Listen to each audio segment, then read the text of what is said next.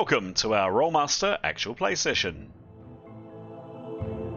Twilight of the Old Order and Ain't No Place for a Hero are two campaigns, currently co-joined, set in the World of Duranarki, the continent of men. The game system used in our game is Rolemaster Classic, with a liberal inclusion of home rules.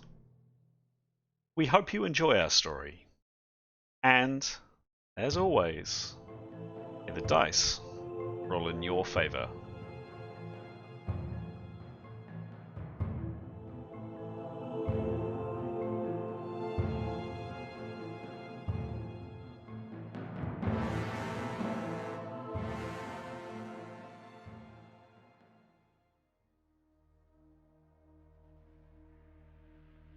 This is episode 85 of Twilight of the Old Order and episode 63 of Ain't No Place for a Hero. The two parties are on a desperate quest to recover two more arcane lodestones, which they hope will lead to their escape from the strange, multi-dimensional place known as the In-Between. We pick up the story after our heroes have locked themselves into a room for some much-needed rest and recovery, after a dramatic rescue of Askel from a spiked pit by Grey, and further discoveries of more undead horrors in the complex. Undead horrors in the complex. And guys, we're going to kick it off with some quick intros, and I'm just going to zip through the people that I see initially on my screen. Anthony, would you take it away with the characters that you and then, firstly you, and then Stara are playing tonight, please? As an extra, Grey Rockland. He's a very gorgeous wild man, beautiful and strong, and he is a Beastmaster. Additionally, I'm playing my own character, Askel. He's a half-elf warrior mage who's a little bit beat up at the moment. And Stara's just stepped out of the room, and she will be playing Jada, a very tall, beautiful-eyed, bright green-eyed lay healer. She hates pork. And she hates pork. Fair enough. Excellent. Cool. Next on my list is Demos. Or Mason. So I play Demos. He's a very beautiful mixed man, covered in lots of gnarly looking scars, but that just makes him so much more intriguing. Is that enough? That's great. That's perfect. Absolutely perfect. Thank you. And he's got a big spear. Yeah, big spear and a big-ish shield. There you go. Yeah. Cool. Fair enough. Next on my list is Alex. Kia ora, I play Karios. She is a North woman, human, and she's a weather mage, so she can do really cool stuff with the elements and fire and water and ice. She is quite childlike, sweet, if not a bit earnest and naive, and she has a very dear companion, a wee kitten who's probably a bit more of a cat now, who she rescued by helping kill the person torturing it. Oh, there she is. And there's victory. For you. Very good. Thank you. All right. Next on my list is Pete. Kia ora. I play three characters. First is Leif, who is another half-elf warrior mage. So he likes casting spells and he likes fighting with a sword. He's a really friendly guy.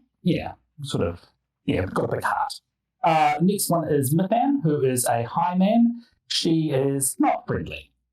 She is a ranger and she likes to shoot things and protect herself. She's very keen in her own self-preservation. And the third character is Nicholas, who is a man. And he is a mentalist, a magic user, and he's not particularly interested in hurting anyone, not at all. He's quite meek and mild. Just don't cross him. Marvelous. Thank you, Pete. And last but by no means least, Graham. 4 characters. Severin Kierkegaard the First. He is a Northman and comes from a very lowly background, but has spent his whole life perfecting the art of the sword. He is a swordsman. He's a very bulky man, well dressed, touch of the dandy about him, quite a charmer, naturally sort of good humoured. Quite a sort of natural leader, certainly fancies himself as a leader. And he's quite likable. He kind of tries to think strategically. However, he has quite a high expectation of others and has a tendency to lecture. Tenya Anastasia, she is a wood elf. She is by profession a hunter. She's very attractive, well-dressed, spoilt, rich girl who's unfortunately fallen on harder times. Her family have been disgraced, and she's doing her very level best to restore their name, albeit very slowly, because she's been somewhat distracted by this party. She's reserved, somewhat aloof, very, very well-mannered, however, and can be fiercely loyal once you get to know her. She's also a dead shot with a bow. Yathanol. She is a high elf. She's an unassuming woman. She is neatly, soberly dressed, and at first meeting is affable, engaging, but a little bit intense, which is belies what lies beneath, which is she's something of a religious fundamentalist and a bit of a psychopath. By profession, she's a magent, which is a type of assassin that combines stealthy skills with magic use and arms. She likes to stick people in the back. And Etienne, conversely, is a good guy. He is a half-elf and strikingly beautiful man, stylish, a bit ruffled. He is what he would call a genitrist, which is a type of paladin, and he serves the goddess Aphrodite, and he's very much on a mission from God to right the wrongs of the world and to make a strong sort of positive impression on the world by holding to account the injustices of the poor and so forth, and those that oppress others. His religion also means that he is sort of greatly moved by any kind of excess, whether that's drink, drugs, sexual proclivity, it's bring it on. So his loose morals are liable to shock, but he's coming from the right place. He's a good guy. Fantastic. Thank you, one and all. All right. Well, if you are sitting comfortably, if you have charged your glass, let's start the game.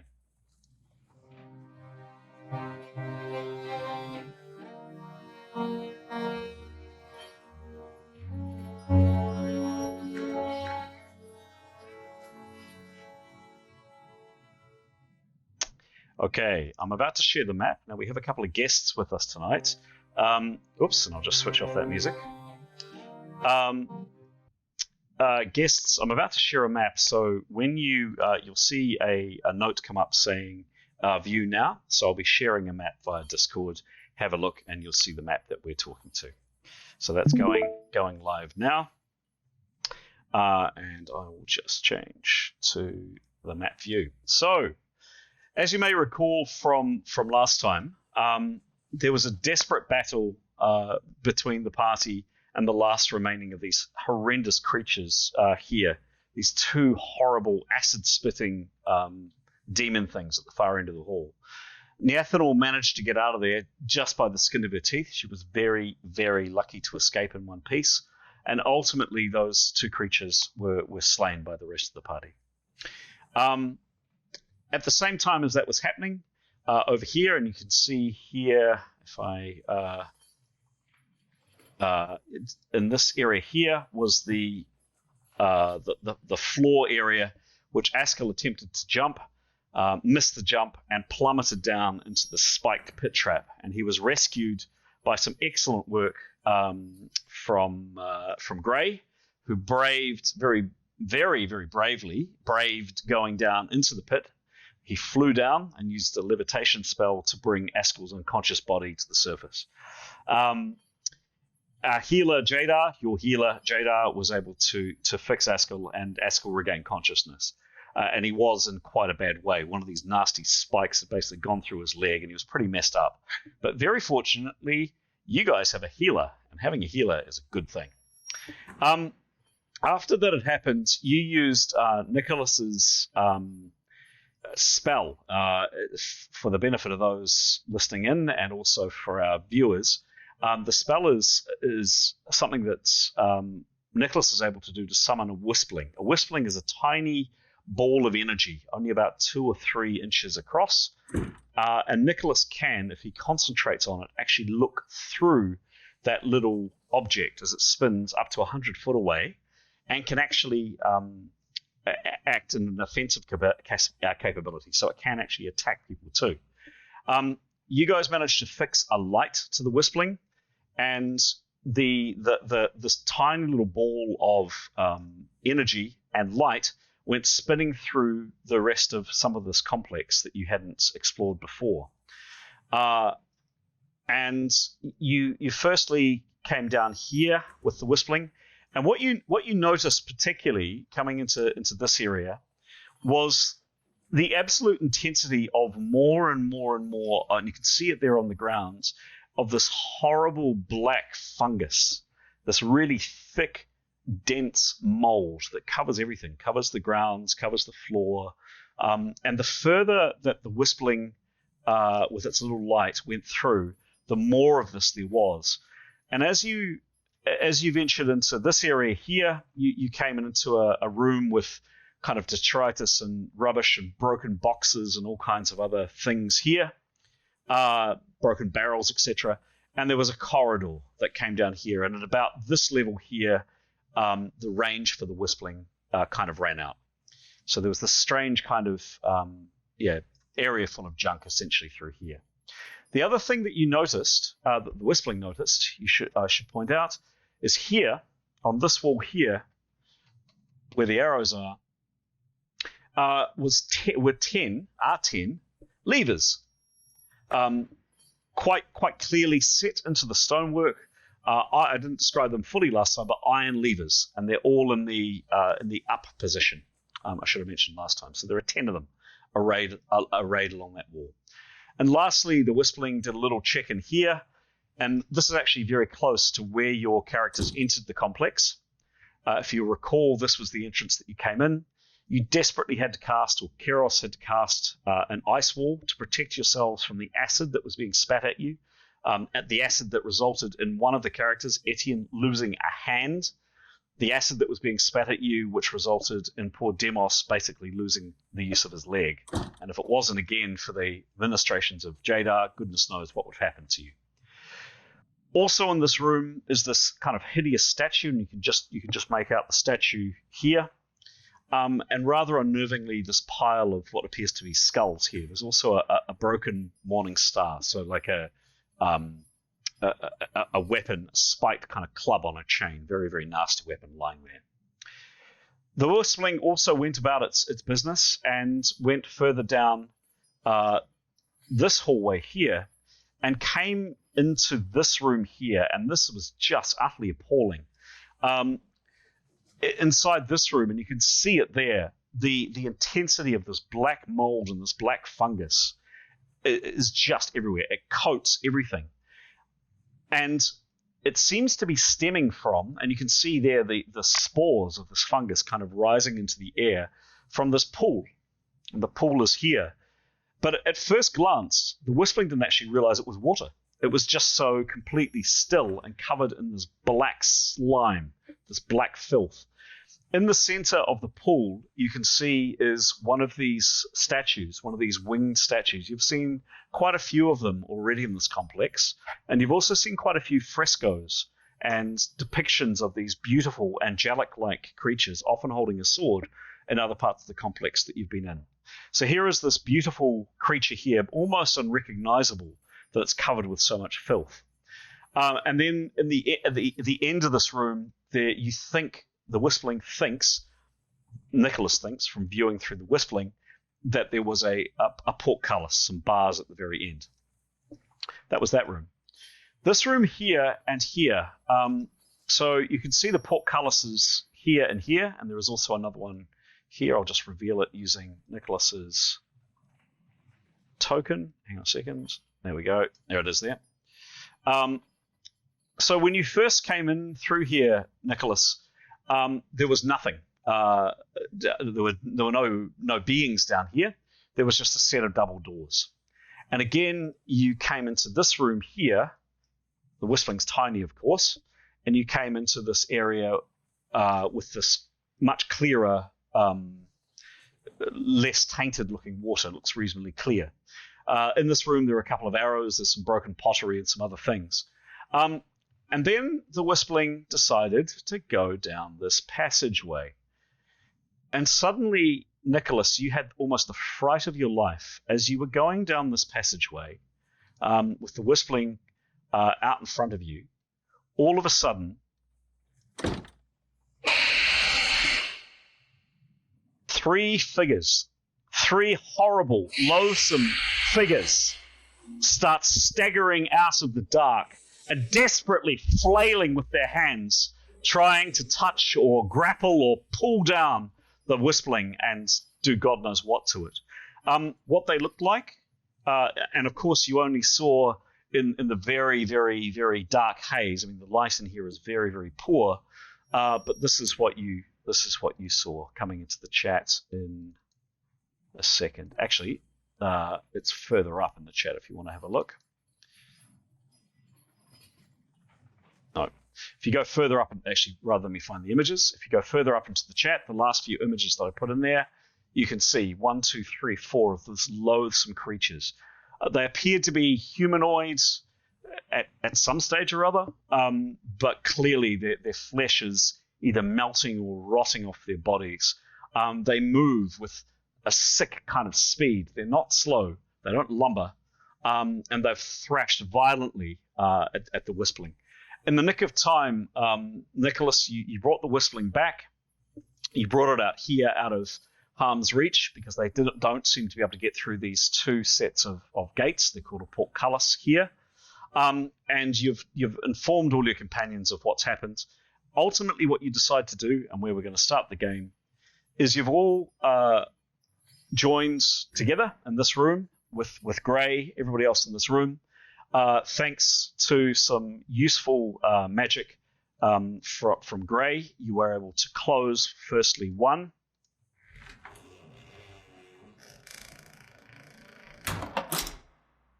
And then a second, this one here, a second door.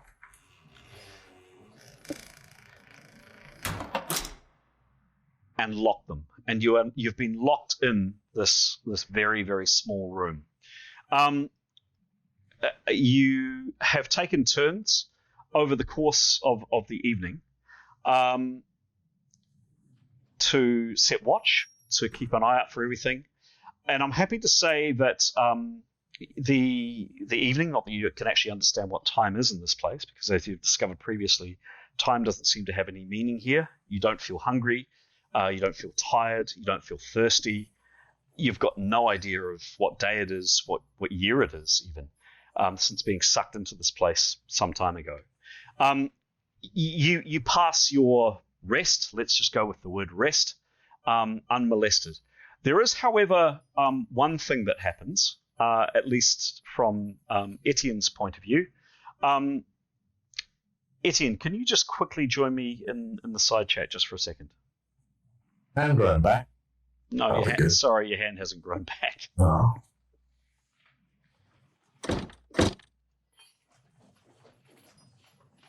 All right, you there? Hello. Yes. So just during the course of the night, Afsun kind of cuddles up next to you and just puts Etienne's one good hand around her. Nothing more than that, unless Etienne decides to do anything. But yeah, when it's no longer his watch, that's what happens.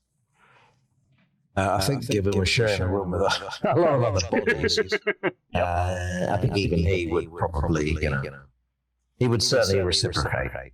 Okay. She's... And, sorry. And, if a kiss happened, it happened, but he wouldn't force it, given the circumstances. Yeah, no kissing. Definitely no kissing, but she's definitely very keen that Etienne's there. And, yeah, her No, he's happy with that very much. Okay, cool. All right, back into the main chat. All right, back, and I'll need to reshare the map, of course. There we go. Right, so I'm not going to say morning arrives because, of course, in this horrible place, there is no morning, there is no evening, there just is.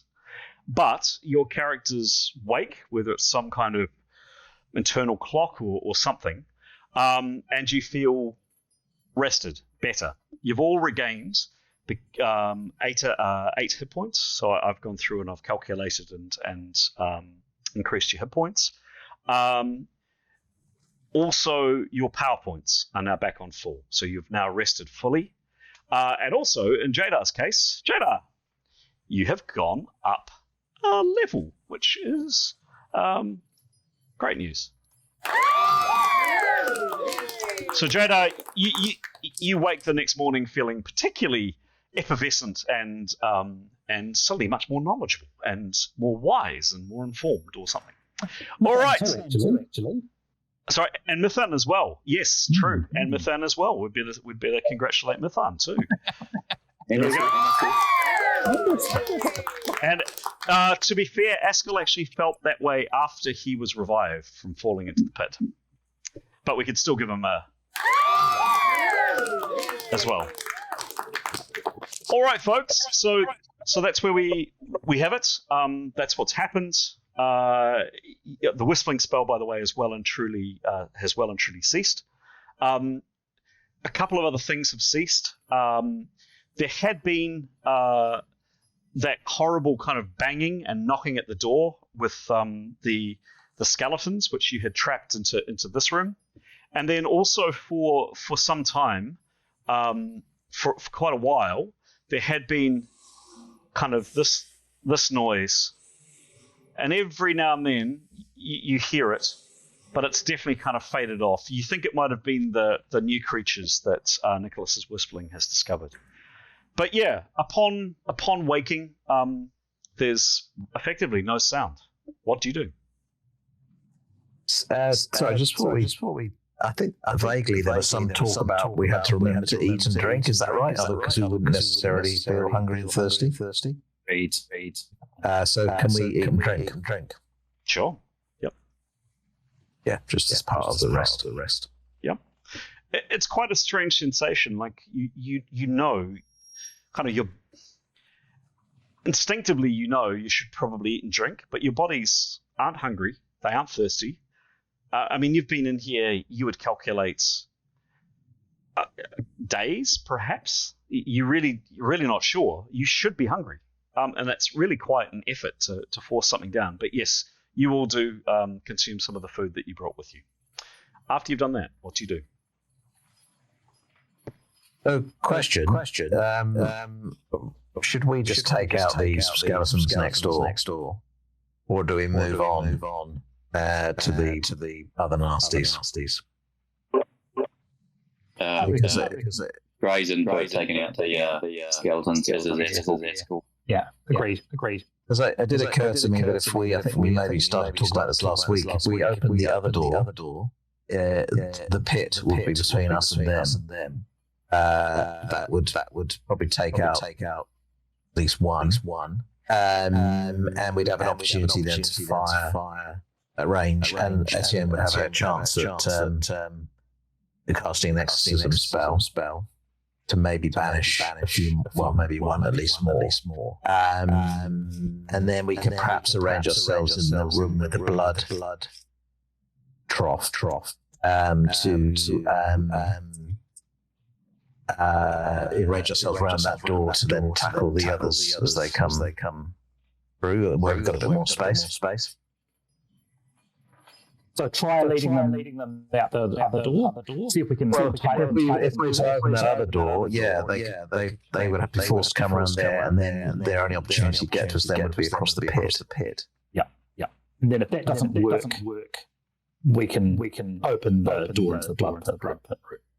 Well, or do we just have to arrange ourselves in there anyway? Fire arrows from the opposite door. Yeah. Let Etienne cast his thing to see if that takes a few out or not. If they come through, maybe he'll do that. But then we can arrange ourselves in a manner to best control how we tackle them. What about here? The main plan is draw them into the blood pit room, but then you can send a handful of people around the back door. Not knowing how many there, but assuming they're all going to rush to the blood pit room, you can have someone come up behind and do a heck of a lot of damage from behind as well. Yeah, could do, though. We'd have to get across the pit. Well, yes. I don't know. I missed it. Sorry, I thought it was on this side of the pit.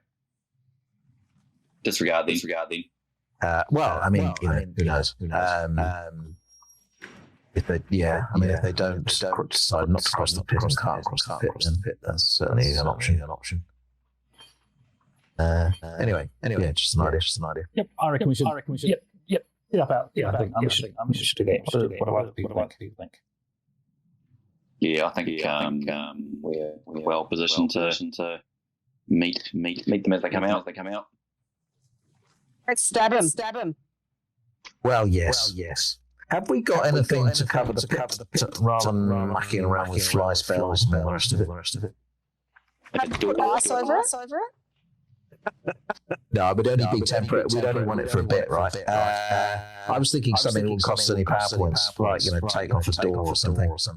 Yeah. I reckon. I think a fly spell would do personally. Yeah. All right. Okay. We just need one person to go over. Yeah. How fast can you move the fly spell? 25 foot per round. But you can also just land and then run, and then just fly over. Then you land. I think. Does it not cancel when you touch down? No, it's a duration spell. Okay. I believe it should work. Yeah, I wasn't sure if Chris, you'd put any rule around that. Anyway. Okay. Yeah, good. Yeah, sounds good. Well, Nathan will be happy to do the fly thing if nobody else wants to.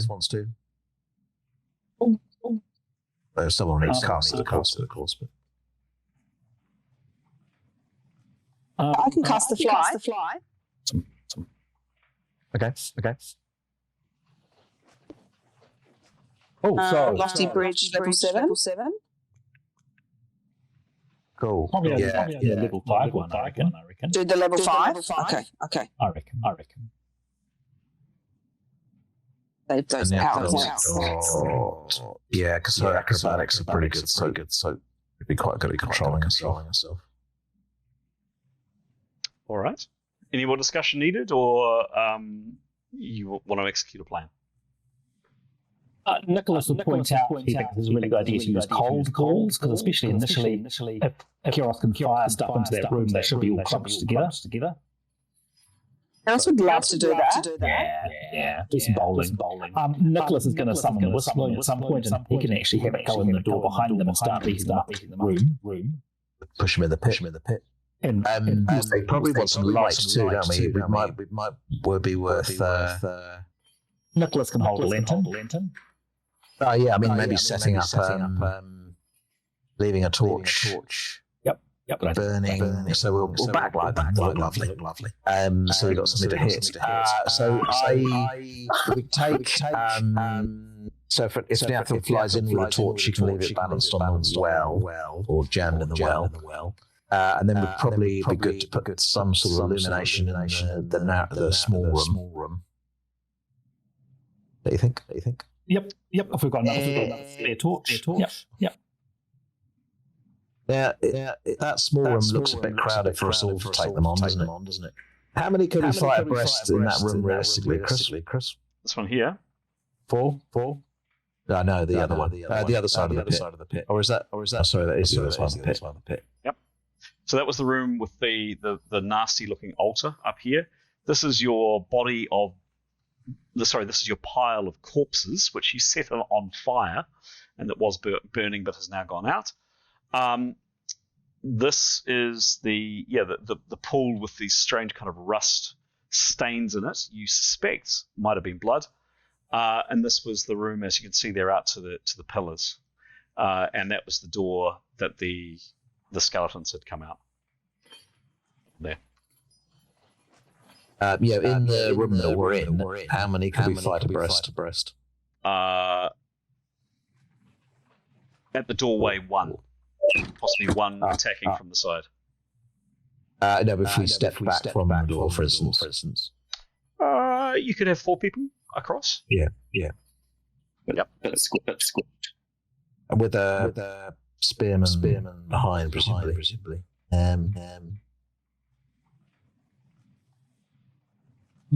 I reckon better to fight them at their own door. I'd go into the rust room. More space. Opportunity for flank attacks, etc.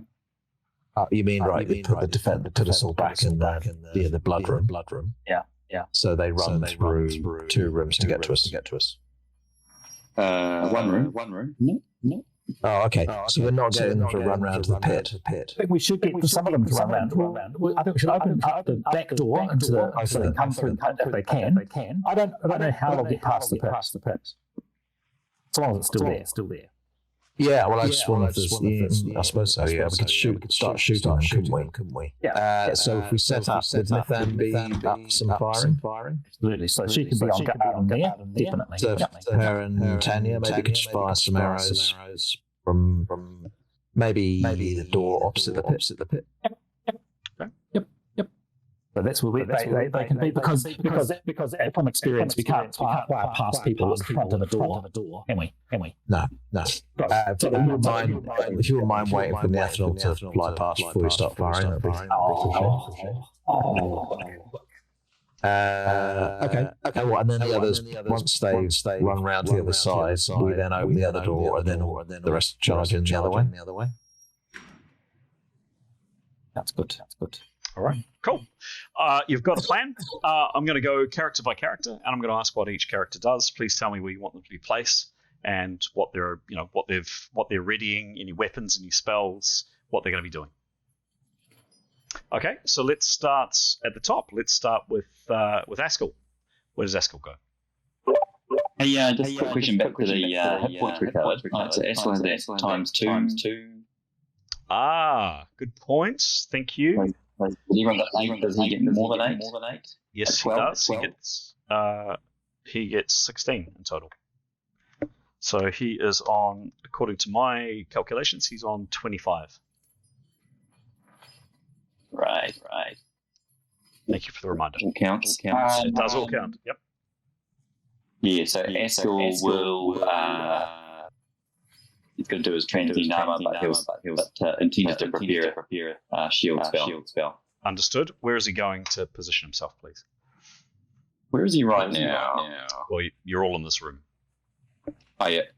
So I guess he'll be moving out the door because we're moving into the pit room. Okay. So firstly, Gray, the spell that he cast on both this door and the other one needs to be dispelled, but it's fine. He can do that. And the door opens.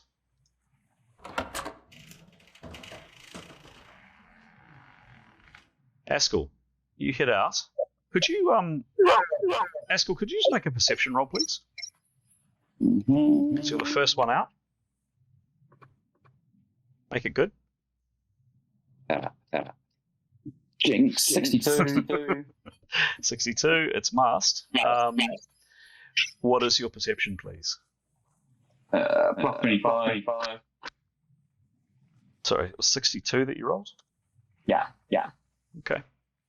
Yeah, so you see this pile of corpses. So there's a mixture of skeletons and some of those strange kind of almost alien-looking tentacle kind of things that you piled up there.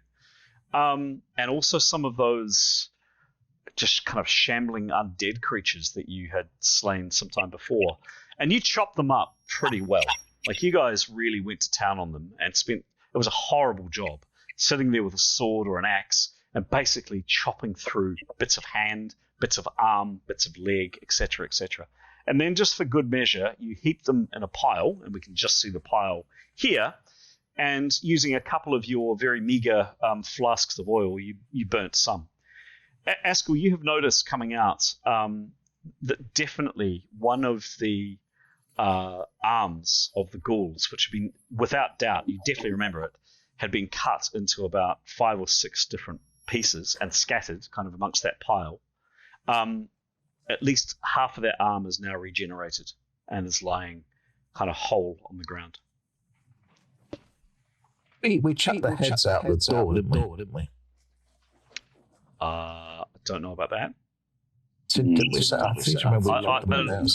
No one, to my mind, because of the horrible tentacle thing that was outside, I definitely do not recall anybody going outside, because if they had, we might have had a different conversation. So I'm going to say no to outside with heads. We definitely chopped them up with the undead flaying.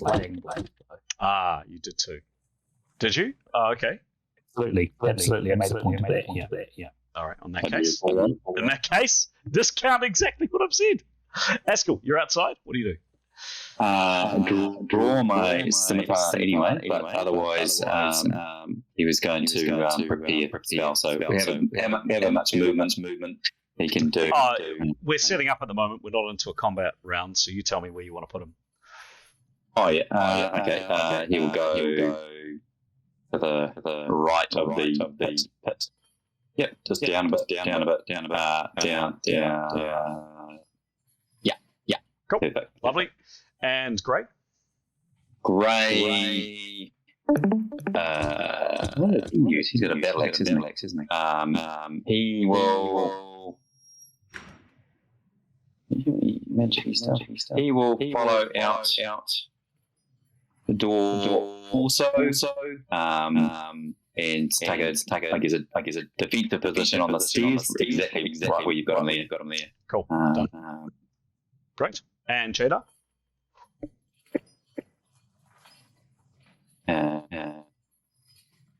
She will start to prepare a spell.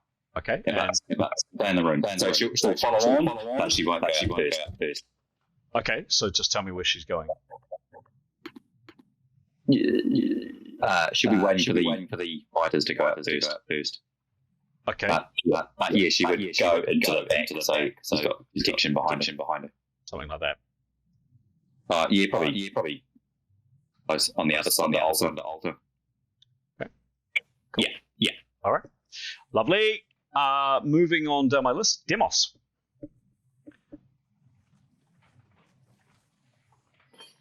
I like Demos. Probably. Sorry, I'm looking after a couple of dogs. They might be very loud. That's all right. All good. He probably go stand somewhere near. Go. Yeah. And then have his a bit further away, not too close. Out there. Yeah, and then have his spear and shield ready. Okay. Cool. Hey. Alrighty. Next on my list is Karios.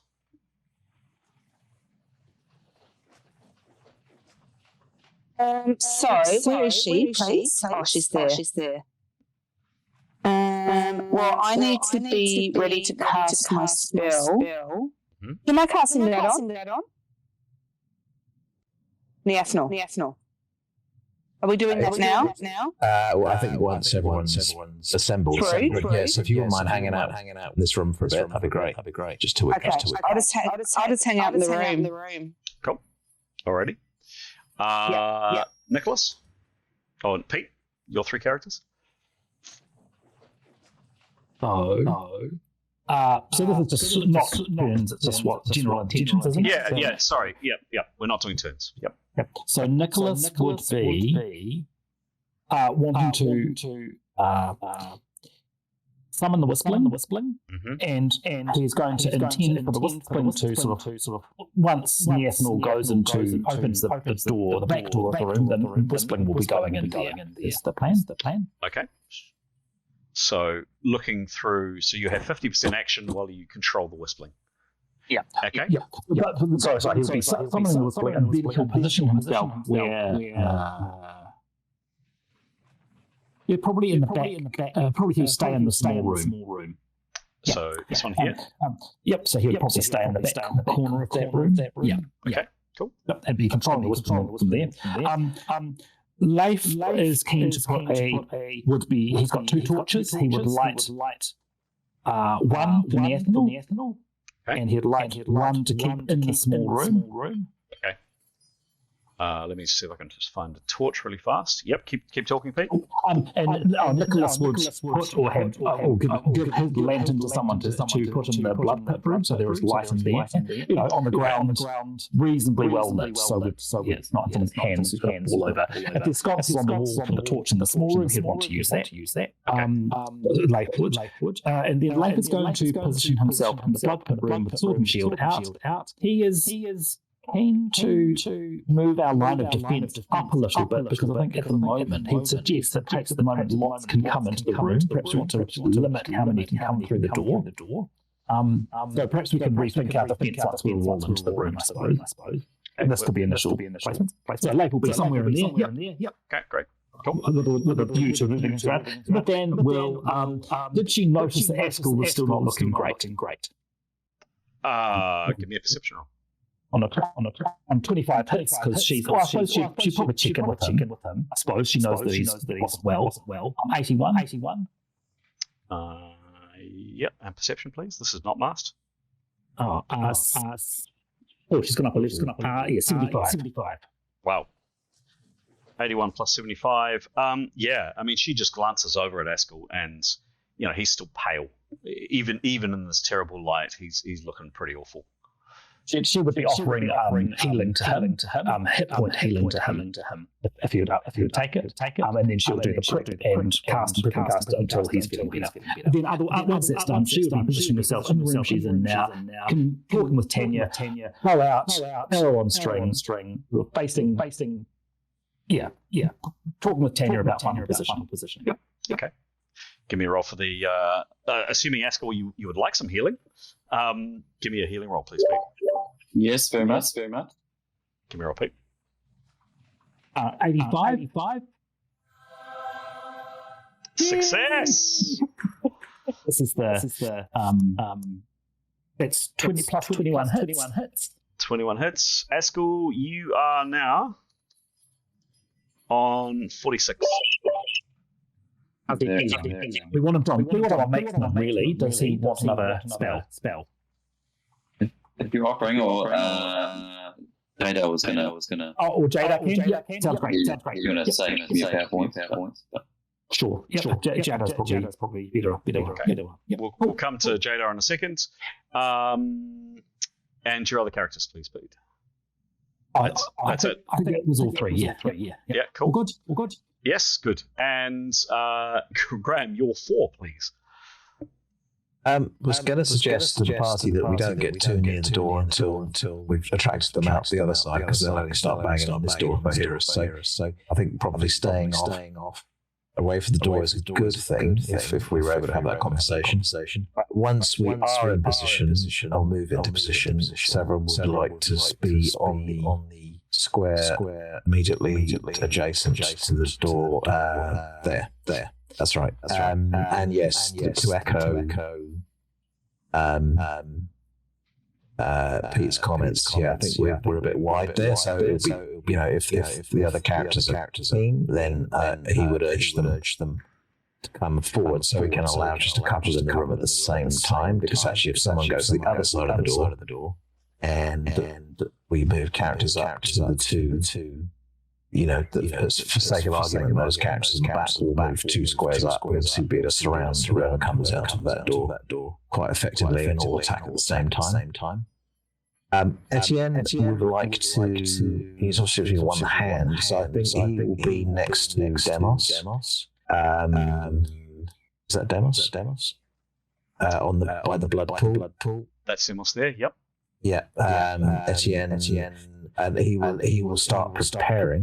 He'd like to cast a spell as they come through. He's within 100 foot there. But I think he would also move forward if the others. In fact, he would make that suggestion to Demos and Askel or whoever wants to make that front line that actually we should tighten up our formation and move forward. Whether they choose to respond to that, don't know. Tanya, meanwhile, will stand the other side of the door from Mithan. And ready her bow, waiting for Nathan obviously to fly back through that door before she then turns her bow on any of the nasties that appear on the other side of the pit. And I assume can Mithan and Tanya both fire through that door together? Yes. And to hit the other side of the pit? Yes. Okay. First off, Grey is going to dispel the spell on this door. So the door is now... Oops. It's now... All right, hang on. The door will be open. And yes, in front of you, as you saw last time, there's this horrible yawning pit 20 foot down, covered in full of spikes right here. And yes, through to this room with a well over here. And you can see both the two archers standing here and where is she? There. Can see across the pit. Yes. Cool. So if it's okay, Niakaro will take two torches. We'll place one in the immediate next room to the side, so there's some light in that room, and then when she goes through, we'll place one in the far room as well. Done. By the well. I'm not. I'm struggling to. Let's see if I can find a torch. Hang on a second. See if I can just do this. Can she place it in line with the back door of the skeleton's room, please? Sure. The second torch, there's a sconce on the wall there, for example, because then it will light into the room and maybe Nicholas Whistling can see better in there. Well, no worries. Yeah, I'll do that. Thank you. Okay, so hang on. We've got a torch.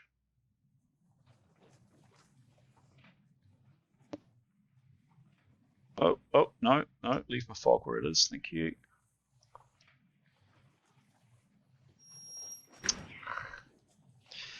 Just try fiddling with this a little bit more. If it doesn't work, we are going to... No, we'll take the fog away.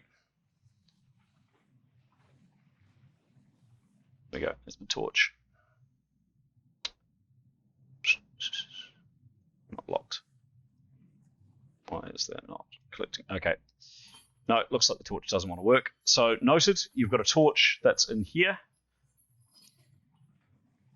Yep. Essentially, a torch in all the rooms. As Pete said, I think the one in the little room in between us, I think, should go quite near to the pit so that it will throw some light onto the pit. We can see, and the other one in the far room with the well can go opposite the door that Niakaro intends to open. Okay, done. So there's one here, and there's one kind of here. Thereabouts. Cool. Opposite the door that she intends to open. Yeah, cool. And who is holding light here? We currently have Demos holding the lantern, but is someone else volunteering to do that? I thought that would be Nicholas's lantern. I think we could put that on the floor somewhere. Okay. So I'm not going to detach it. Tell me where the lantern goes, please.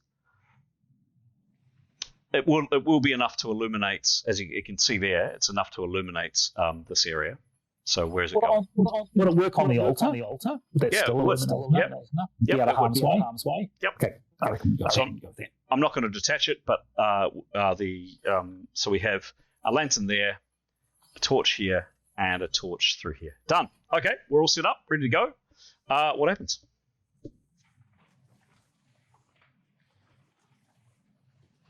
I guess Karios' spell on there first. Yes, please. Go and also the healing on Askel. Let's do the healing on Askel first. What's Jadar doing, please? Right. He will be casting a spell. Which is healing.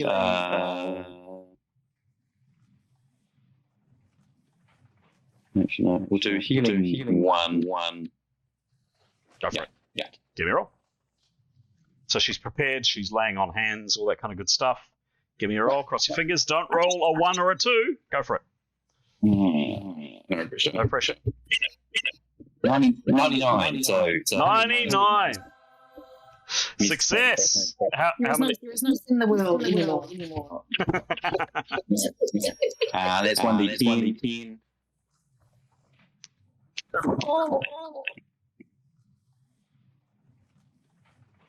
How much there? The 7. Okay. Askel, you're on 53. Yeah. Okay. Now, just question. Was Jada a double ones? Say again, sorry. Was Jada double odds? Because she rolled 99. No, she wasn't. But thanks for your honesty. And she'll do hitting one more time. Go for it.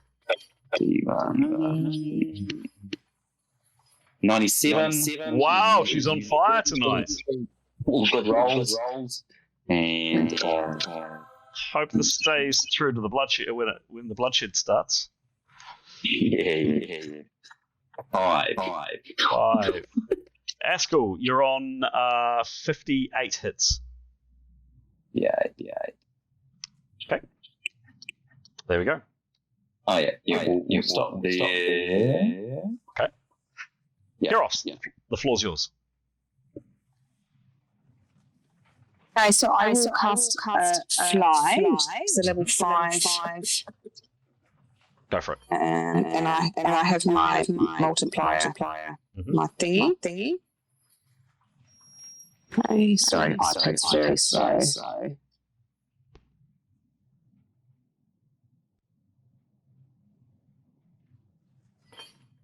And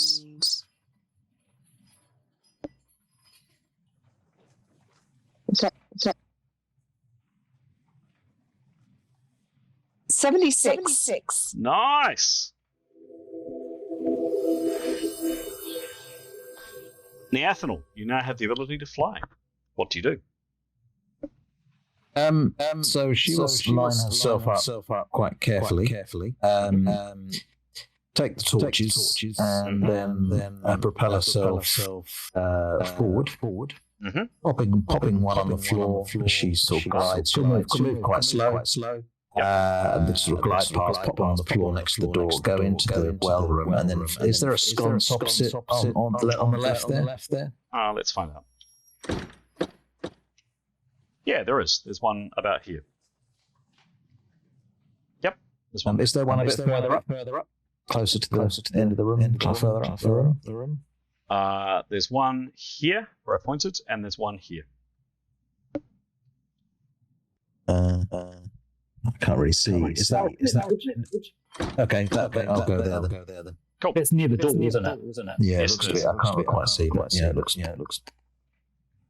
Okay. What does she do? Right. Okay. So flies through, and then Or she does. Can we do the whistling? oh, Sure yeah. thing. Go, Pete.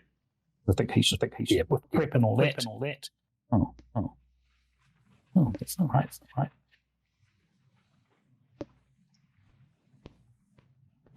Three. Ooh. That was close. Yo. The spell's successful. Oh, so the whistling would be trailing. Yeah, no. Okay, sure. So, Nicholas, you're in this room. You're concentrating your activities down to 50% while you look through the eyes of this little spinning orb of magic, following you. Yeah. Now, there's no torch, or there's no light associated with the whistling, but there is now a torch burning reasonably brightly on here, so there's more than adequate enough light for Nicholas with his human eyes to see. Cool. Any other preparations I should be aware of by people in this room? What was the response to Severin's suggestion? So the first suggestion was to show off moving up, right? Mm-hmm. And then suggested a tight formation around the door. Leif's happy to do a tight formation. but thinks it's wise to hold off moving until we're ready. And I think also Karios was moving into this room, wasn't she? Karios, where are you going? Yes, sorry, I had so slow. Yes, I was going to move back. Throw some ice balls if needed. Where are you going? There. So who else is going to be crowding around the door? Other than Severin and Leif?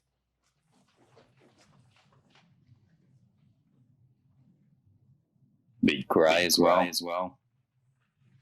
Okay, so should we take a square each then, so that we're leaving the square open immediately in front of the door, and then three of us positioning round? And Demos, perhaps you could take the diagonal square and stab in from the side. Yep. Happy to move. Happy to do as I'm told. Well, up to you. But just an idea. Do you want anyone coming? Like, the doors coming? Does the door open inwards or outwards? Can you guys remember? I think they opened outwards. I think. Can you guys I think remember? the one that's open is opening inwards. So I imagine it's the shame, right? Yes, opening inwards. Yep, fair enough. I agree with that. Level go on the right of the door. Okay. GM's just going to quickly check something, guys. Just 1 second. So keep chatting amongst yourselves. Another thing I think would be good would be for maybe Etienne and people at the back to if we start getting noisy, to keep an eye out on the pillar room. We don't want to be tentacle creatures coming in. Yeah. So I think Etienne will try a spell, but I don't know if anyone else is not doing anything. Okay. Askel can keep an eye on the doorway as amongst other people. Okay, so I'm going to quickly zip around. Leif, are you moving? And if so, where to? So he's happy to creep, to do a stealth move to beside the door. I'm sorry, to the right of the door. Okay. I'm happy just to say you move up at this stage. Okay, cool. Great. Gray is going just below Leaf in that square, I believe. Okay, so here. Yeah, just a little bit. Allowing nothing because he's got a axe, so he needs a bit more swinging room. Because he said in front of the door. The square in front of it. Yeah. When it works. Okay, next to the paint. No. Severin would suggest he do. That's it. Yeah. Karios is here. Karios, you can't cast a spell on because there are obviously people in the way, just so you know. Askel, where are you placing yourself? Just up onto the stairs. Mm-hmm. The right, and I guess it's body position so you can look into the main tentacle room. But equally what's happening down, scimitar out, and still preparing to cast a spell. Or even a cutlass. I thought he had a scimitar. He's got a cutlass, mate. Oh, cutlass. Get mixed up. Demos, please. I put him next to Gray and behind, yeah. Okay. And Etienne? Yeah. Probably good where he is because he's going to try and cast a spell. Sure thing. Cool. Yeah. All set up. And Jadar's here. So Jadar's here. The two archers are here. Nicholas is here. Afsoon is she's picked up Victory the cat and is looking quite nervous and is just kind of looking out. She does give Etienne kind of a shy smile as he goes out, but she's quite happy there. Niathanal, you're there, framed by a torch. Any other preparations I should know about? Anything that people are wanting to do? The only thing I was thinking of was making a suggestion to people around the door that for Karios to be able to have an opportunity to fire in, we could try a thing of Don moving out of the way, Karios moving in and firing, and then moving back. I don't know. But well, actually, they may not. Of course, most of them are probably going to run around anyway. So it's conceivable what on the door and there'll be nobody there. So whether either we bang in to bring them back, or we're going to make it. Yeah. Okay, cool. you're in position. I'm happy to say that if anybody's prepared spells, they've prepared a spell ready to go. People assumably have their weapons ready. They have their weapons out. Are there any other preparations that I should know about, please? Okay, cool. What happens? We win. Okay. Well,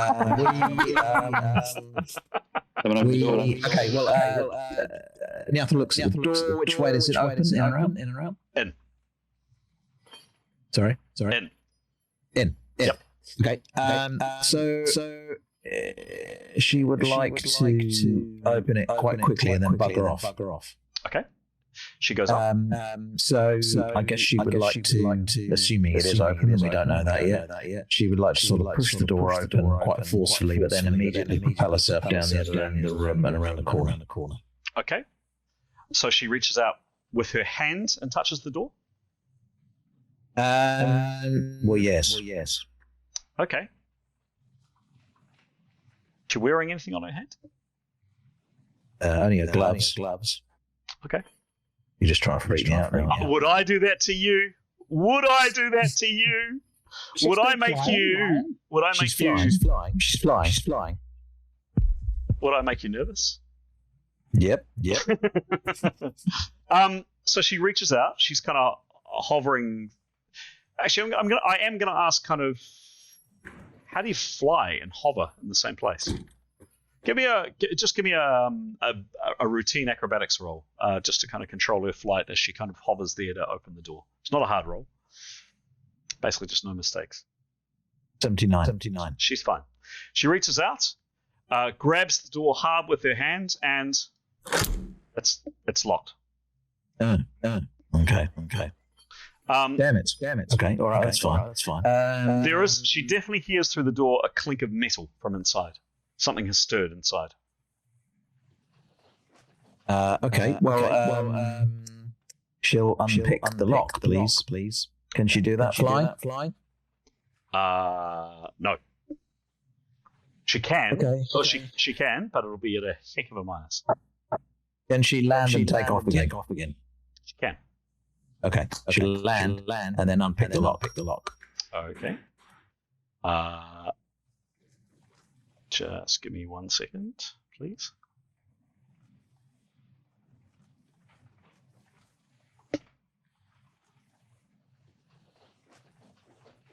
And if it works for you, also detect any traps at the same time.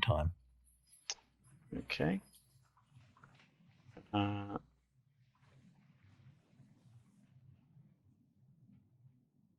All right. Okay, yeah, can you give me a detect traps roll, please? 60. And this is masked, of course. Plus 46.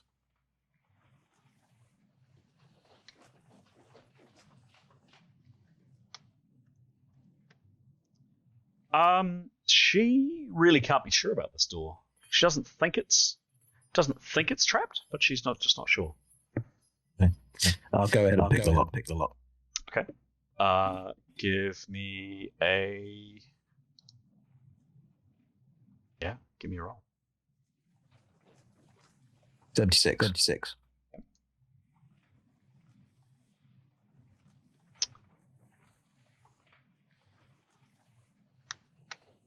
What's her picking lock skill, please? Plus 62. Cool.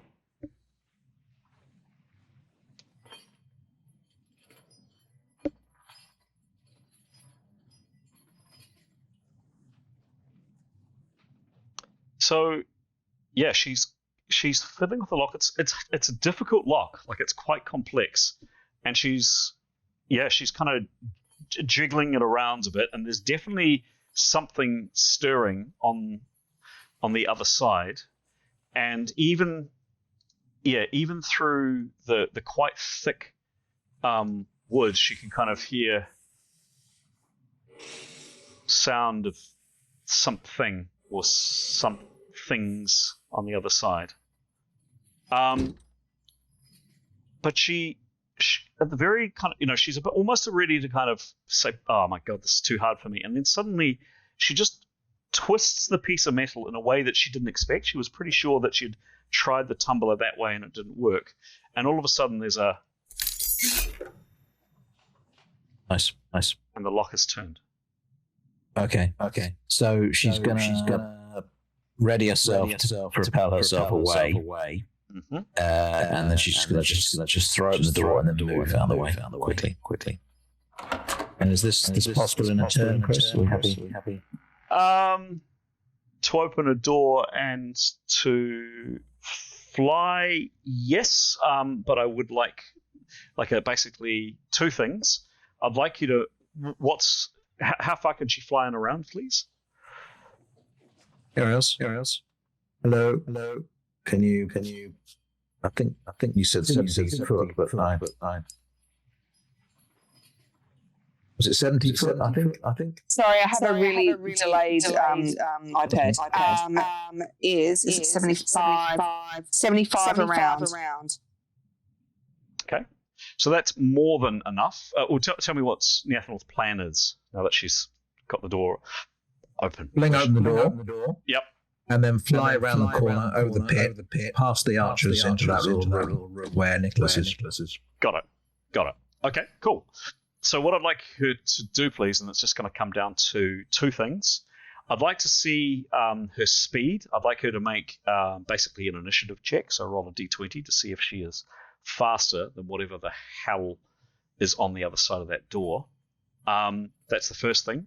The second thing is for her flying, because there is a bit of stress in this situation, I'd like you to make a light acrobatics or not a light flying maneuver to fly at speed as fast as you can in and around here. So the first one is an initiative check. So roll an initiative and add your quickness onto it, and tell me your result, please. So she rolled a 19. Wow, that's very good. And her initiative is plus 31. 31? Aye. Okay. Fair to say, she definitely acts first.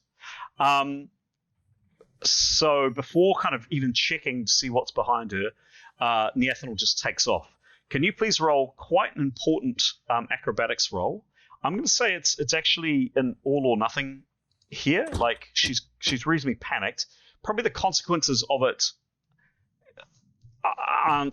may not be massive. Like if she does screw it up, she may just simply bounce off a wall. But basically, she's flying at speed and she's trying to turn that corner as fast as she can and cross that pit. It's really the turning of the corner that I'm interested about. It's an all or nothing based on her acrobatics. Give me a roll, please. 72. It's pretty good. Plus a lot.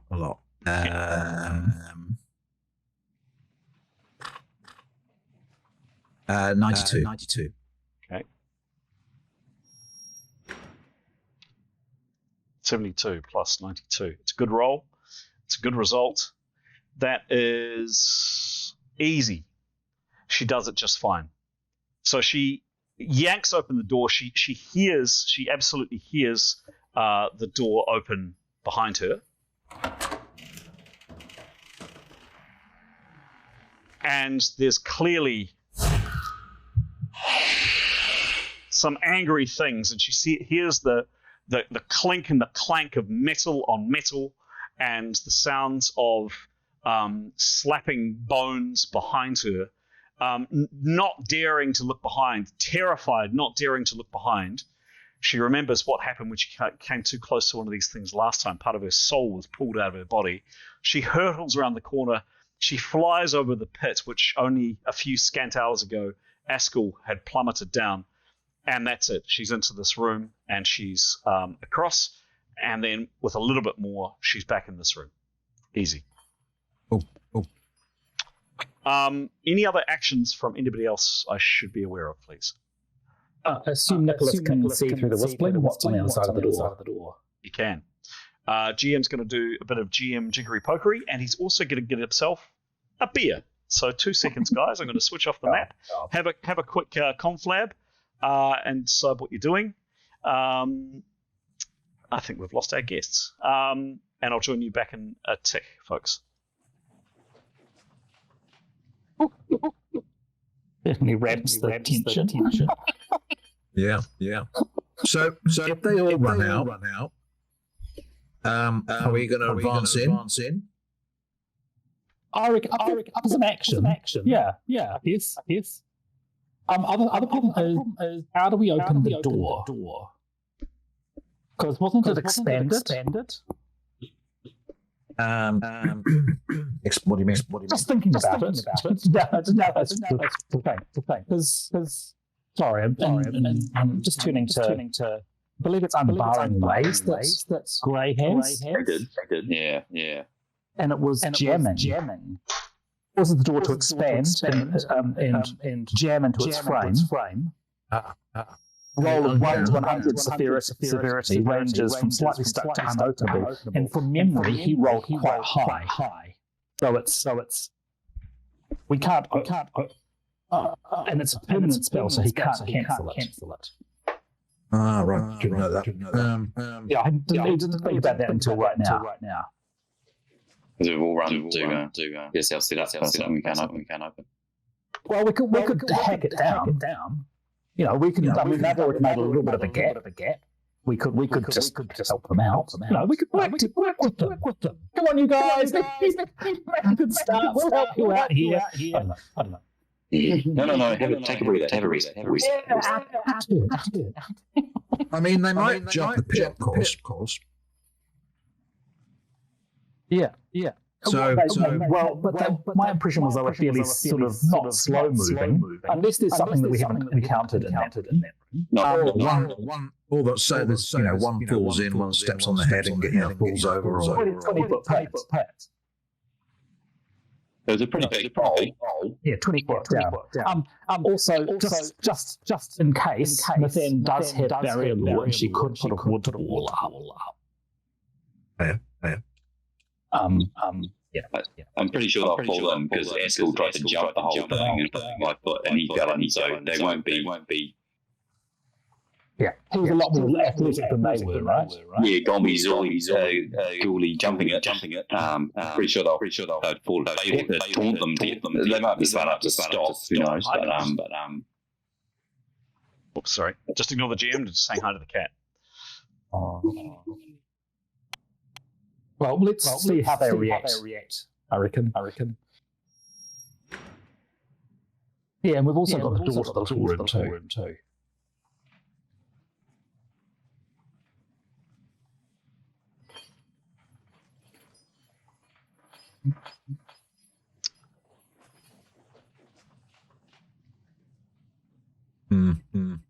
I think Etienne might move them. Come back into the other room so you can cast from there.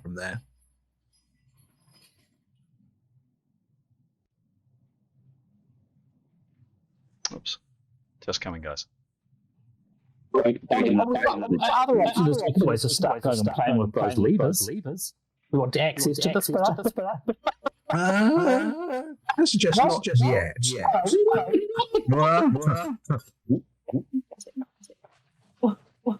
Magic. Do we need to get an idea from the GM how jammed the door was in the first place? idea. Cast his mind back to that session, perhaps? She definitely does remember how jammed it was. On a scale of 1 to 100? 1 to 100, Grey rolled from recollection a 91 or a 92. It was very, very, very jammed. Yeah, right, you say marmalated. Well, Grey does have a big old axe he could assist, so I assume there's metal banding on the door as well. Yep. He doesn't have an unjamming spell, does he? Only if it was. I just have a opening, but that's a lock. That's a lock. Weakening. That's a lot of PowerPoints to undo it. Could do. You'd be overcasting. All right. Nicholas, I've actually been a bit generous, I think, with allowing kind of the rest of the party to see what the Wispling's been doing. Can you join me in chat room 1, please, and I'll talk you through what you see.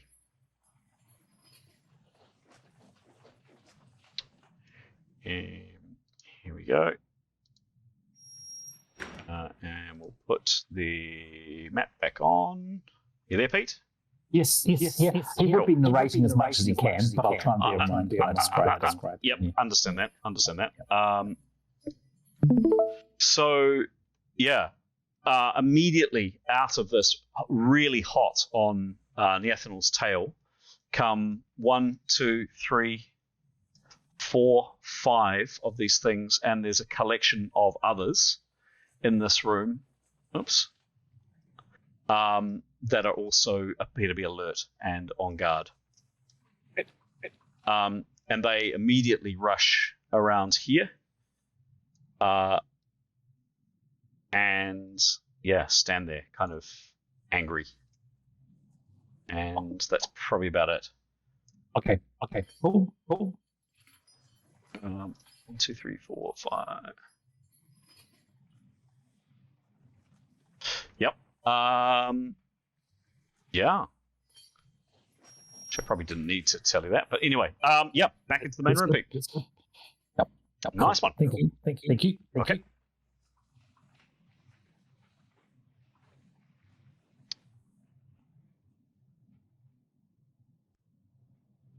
All right, folks. There's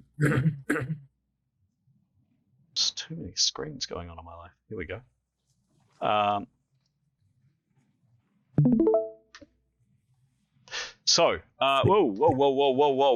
You guys really shouldn't be seeing that one. Or that one. There we go. That's what you should be seeing. Not just to alter the lights, just a smidge. There we go. There we go. So, you have seen, probably not that much actually. Just bring the light up a smidge. There we go. So, Neathanel, you have come in at pace. You've landed here, and rapidly behind you, right on your heels, are two. I'll see if I can place the characters from a character eye view in here. Bang. Is that going to work? Yes, it is. Bang. What would you see? Yeah. Hello. Can you hear me? Yes. No, I was just saying hello to them. Oh, right. Our friends. Yes. So 1, 2, and you see another one. Actually, this one here has moved up. I'm not going to move him because I'm going to pull him off the map, I think. But he's also moved up beside. So there's 3 kind of, in view. We're into combat. So I am going to ask for, we're just going to simply go into combat, and let's see what happens. Oops.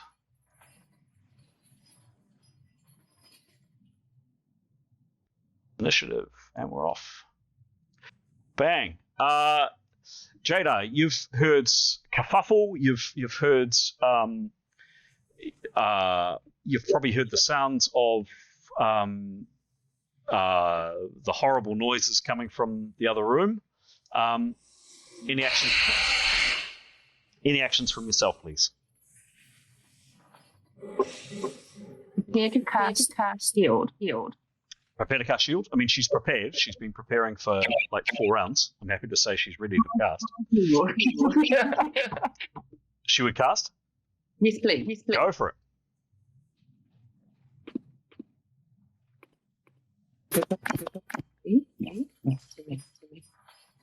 Exclamation.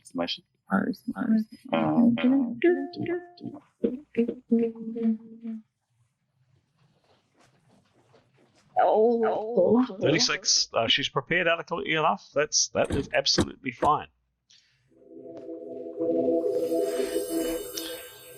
There is now a shield up in front of her. She's got 25% left to act. Does she do anything else?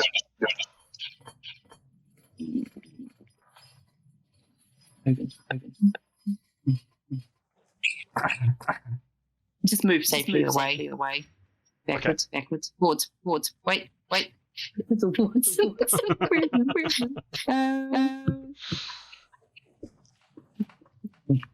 Where do I want to go? Towards the door. Thank you.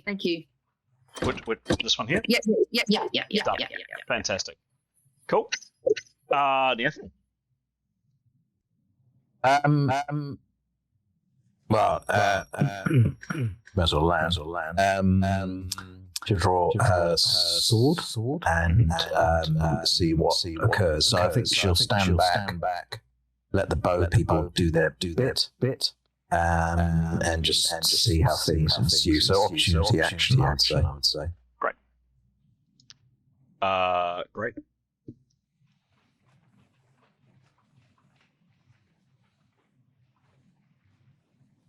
Anthony, that's you. Sorry, I was thinking, come on, Aiden. No.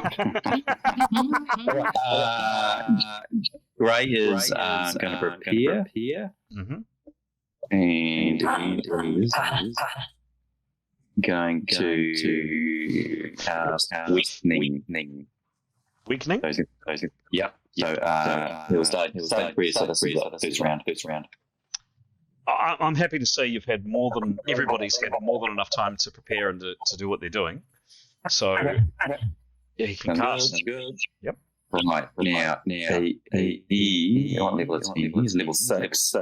But he wants to cast Weakening, which is level 8. Mm-hmm. Okay, that's absolutely fine. He can do that. So long as he has the power points, which he should have on his. If you look at his maximum power points, 15.2. Yep, there you go. Cool. So he's casting 2 levels above him, which means there is a 25% chance that it goes bad. Give me a roll, please, and hope you don't roll under 25. Like that. 83. You're fine. And roll the casting spell, please.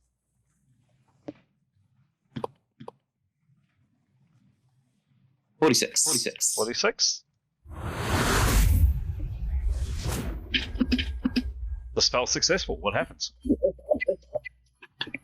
He was casting Weakening, so reduces the inherent strength of a door by 50%. All attempts to break down the door get a 50% plus 50% bonus. Because obviously he cast jamming previously, and it was in the 90s, so it's well jammed. The decision was to weaken the door and then we'll smash it through. Okay, sure thing. Done. He's got 25% left action. Anything else he's doing with his turn? Probably just getting his good old lumberjack axe ready. Cool. So it's a hand axe, and he usually uses a shield with it. So it's a relatively small axe. Roger. More than I thought. Cool. Leif. Leif will attack the door. What with? With his long sword. Okay. It's not going to damage his long sword, is it? No. Yeah, definitely it is. Yeah. So axes and weapons are designed for hitting flesh and bone. They are not designed for cutting wood. Okay. So there is a. No damage is actually well. Okay, sorry, you're going to tell me. The chance. Yeah. So I would say there is a double. How to do this? So normally, if you roll a double of any result on an attack roll, what's the best way to do this? Yeah. Okay. We'll do it this way. Normally, if you attack somebody and you roll a double of something, so a 22, a 35, an 88, a 99, etc., there's a chance that your weapon will break. I'm going to say doing this dramatically increases the chance of your weapon breaking. So if you roll the next number above a double, so if you roll either an 88 or an 89, or if you roll a 55 and a 56, or if you roll a 22 and a 23, we do a breakage check. Does it mitigate by effects? Magical weapon? It does decrease the chance of it breaking. Yes, it does. So it makes it'll get an added resistance roll. A magical weapon. Okay. He's not going to risk his sword with us, I'm afraid. Okay. He's going to use bad language on it. Excellent. Charge it. Sorry, you go. Shoulder charge it. Yeah, I was going to suggest that maybe Grey and Severin just both smash into it at the same time. Okay, yeah, leave it to them. Leif will just be ready for an opportunity action. Cool. All right. Karios, you've cast the fly spell successfully on the Athanal. She's gone and hit it off. You've heard some commotion in the other room. You're standing here. I'm happy to say you've prepared for 4 rounds. What are you doing? I'm going to hang out there. Cool. Done. Yeah. Mython. She is going to take a shot, and then reload. If she needs to get out of the way for Tanya, she will. Mm-hmm. Otherwise, she just wants to take a shot. I think 2 melee fighters, no way, but 2 archers, sure thing. Do you have a preference for who your target is? You can realistically hit either of these 2 with ease. For the one on her side, for the one on the right. One here, number 14, go for it. Yep. Can I just check? She's been waiting for a target to appear. Does that give that aiming bonus in this case? She's only just seen it appear, so I suppose not. Yeah, I would say that. She's certainly beat it in initiative. She has anyway, but make the roll, please. Yep. Sure. 44 plus 108. Cool. Oh, what number did you say this one was? Sorry. 14. So yeah, thwack. It does have a shield. It puts its shield up, but almost a bit. Hang on, no, more than that because she's on full activity. Range is slightly more than 25. Yeah, wallop. 18 in a D. Roll the D, please.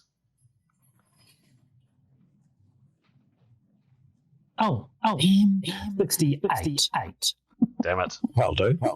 Well, 56 would have been impressive. Strike it in the shoulder for another three hits. Thank you. And then she will do the rest of the 50% is loading her bow. Cool, done. Next up is 3. Okay, no. All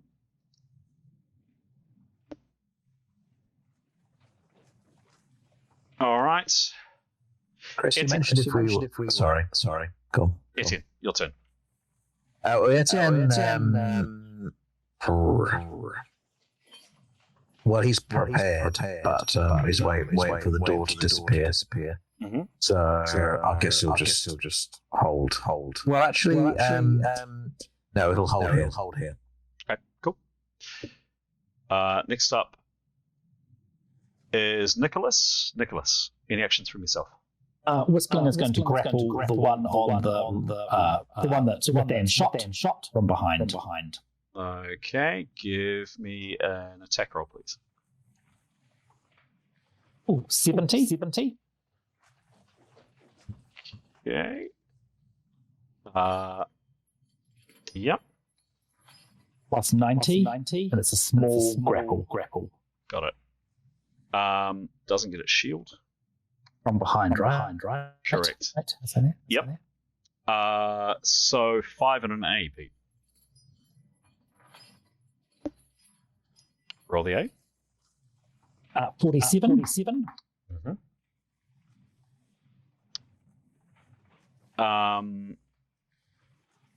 Plus another 3 hits. This is the attack that it still counts because you might have made a check on it. That if it's done a crit, Yep.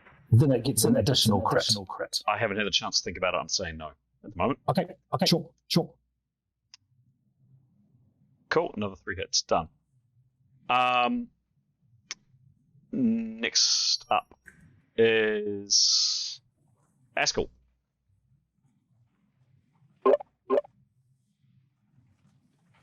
Askel's here. He's already done his. He's already done a spell. Oh no, he can't have. So he wanted to cast shield. But he's to do the transit armor thing. Go for it. He's gone up a level, of course. He's got to meet 101.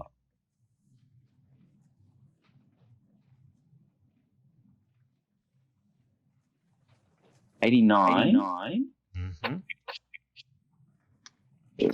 Good roll. 36. That is a success by quite some way. He can cast the spell without penalty. Go for it. Oh. I'm going to use up all my good rolls tonight, aren't I? 24. Yep. 24. You've prepared. The spell is successful. You now have a shield in front of you. Right. He's got 25 left of his round. He's just opportunity. He's just watching out the Pinnacle Roman back down to the other guys. Really, he's just looking weird. He has his cutlass out at the ready. Excellent. All right.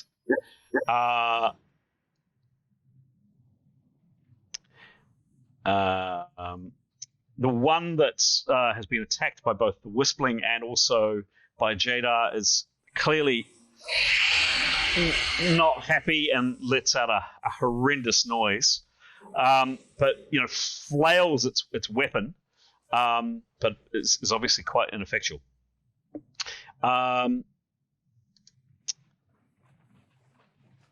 Tanya. So she was also lining up her shot too, so she would have got. You say she would have got initiative. I don't know. Indeed. Yep. Yes, go for it. Yes. So she'd like to try the same as Mathan and reload. Sure thing. Number 9, go for it. Number 9. 91. Nice. Wallop. 101, I believe.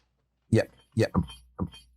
Correct. Yep. Does have a shield, but that's a hell of a shot. That's 28 and an E. Roll the E, please.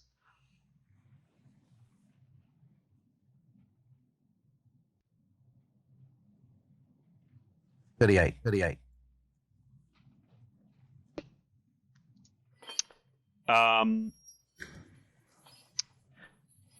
Another 3 hit, kind of a glancing shot. Just another three hits. But that was a hell of a shot.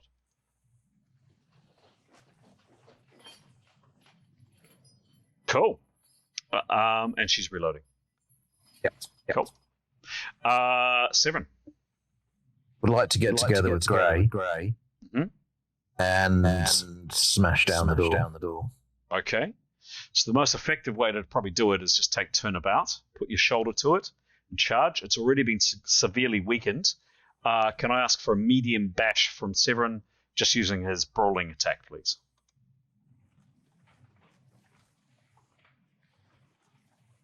So his brawling. Okay, so he can use his strength. Strength is higher, but doesn't make this brawlingness. Yeah. Okay. Go for it.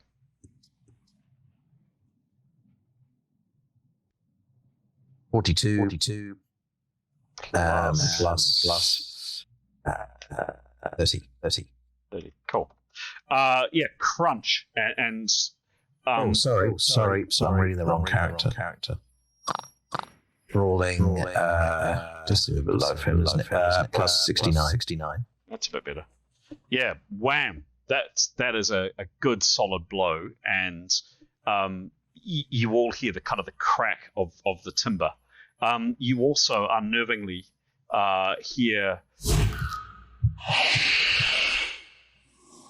things on the other side of that door, ready to do horrible things to you.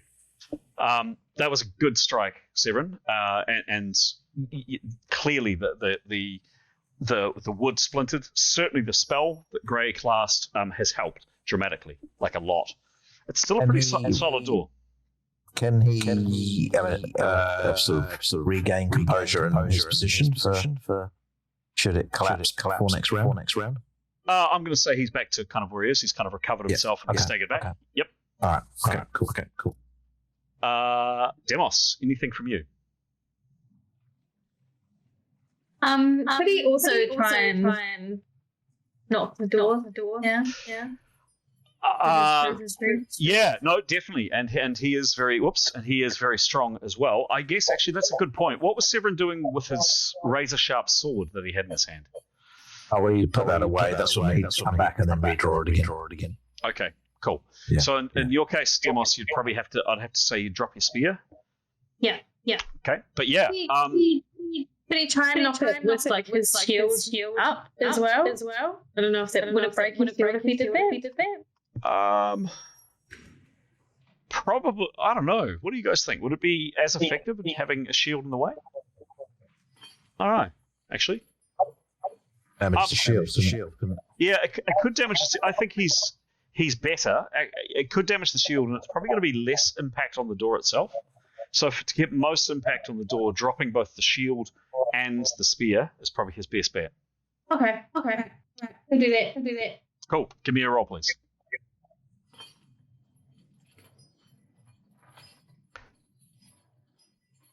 $47. Plus, what's his brawling? Plus 53. Crunch. Yeah, again, there's a solid kind of noise as Demos. I wonder if I've actually got. Now, let me just see.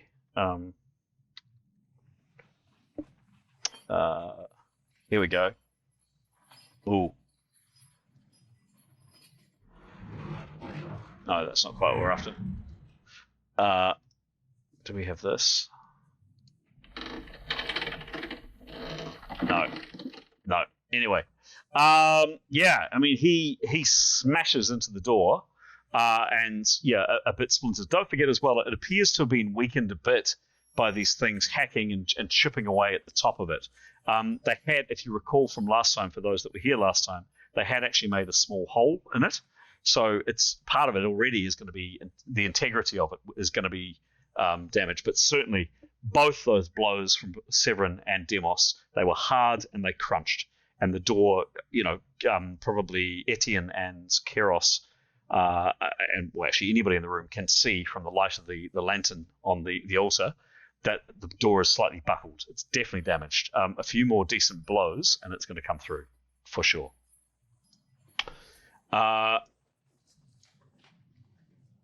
And that is the end of the round. Next round.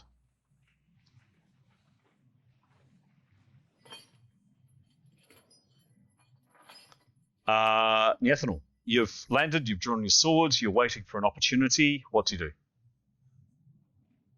More the same. Okay, cool. Jadar, you've cast your shield spell, you're standing at this doorway. Anything else from you? No, further. Cool. Leif, you're here. I think he's just going to do the same as before. Have an opportunity action. Doesn't make sense for him to put his weapons down too. I think. Sure. Yeah. I think he's going to opportunity action. Karios, you're holding as well.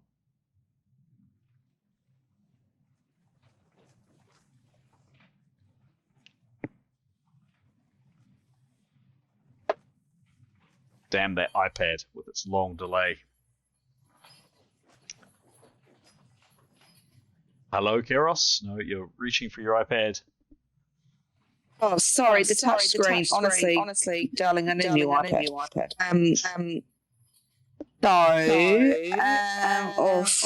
What's she gonna do? What does she move around to the other door? No, she's gonna hold fire. Okay. The thing. Askel, anything from yourself? No, just continue what he's doing there. Cool. Etienne, anything else from you?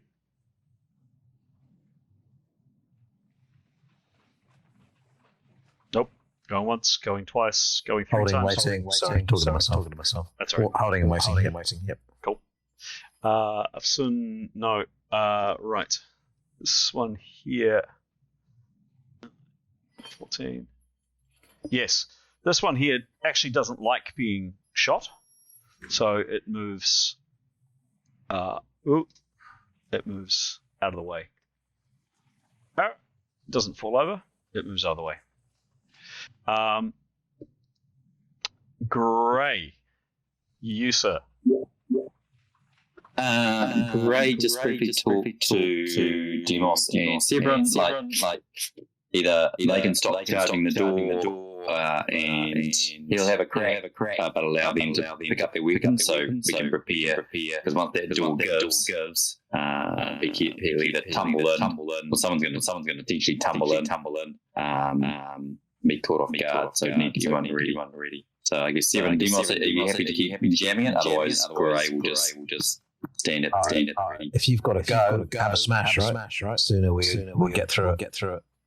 Okay. So Gray will put down his yield and hand axe and have a crack at the door as well. Give me a roll, please.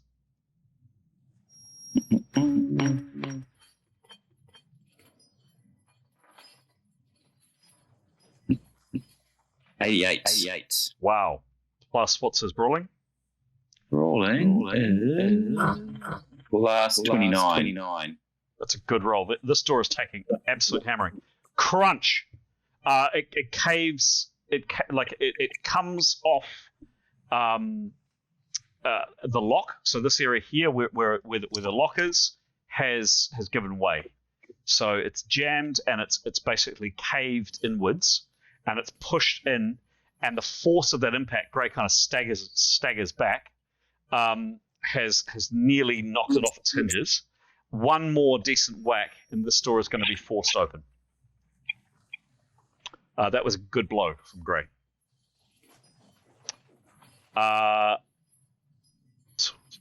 Let's see. This one. Yeah, no.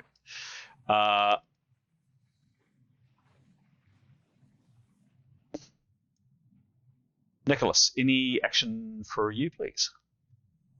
Yeah, whistling or attack the one that thought it was getting out of danger. Go, please, Pete. Oh, 30. Okay. 30. Fair to say, I don't think you'd get because it's moving, I'm going to give you a flank on it this time. Wallop. It doesn't get a shield. Same result. 5 and an A grapple. Go for it.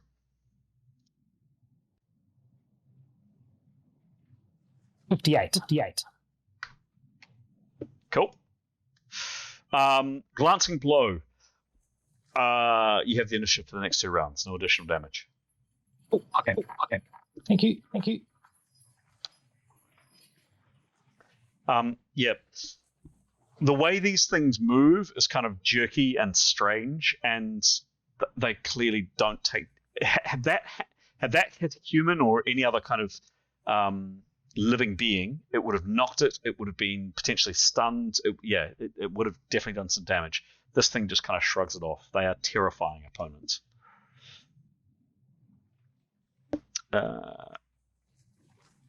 Okay.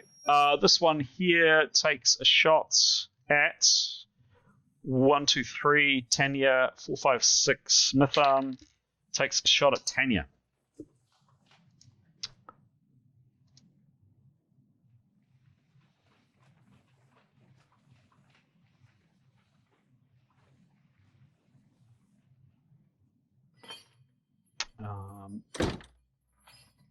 It's using its short bow. DB of 7. Ouch!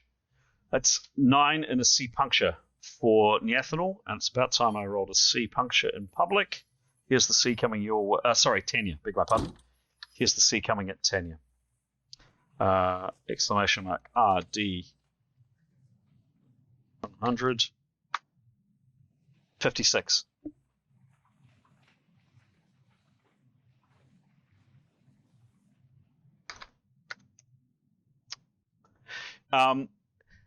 Tanya, this thing's arrow smacks into your, well, not smacks, it kind of grazes your thigh.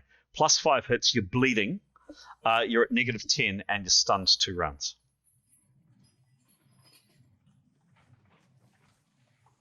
Ouch. That.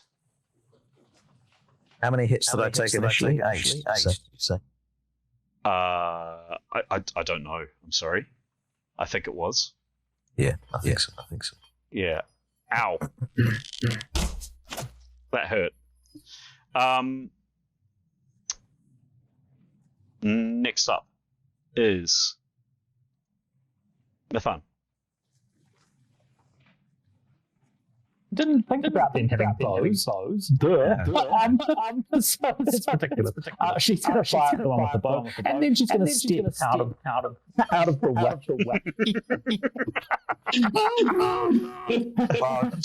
To be fair, we didn't know. No, I mean, we didn't see them. We should have at least asked what they were holding.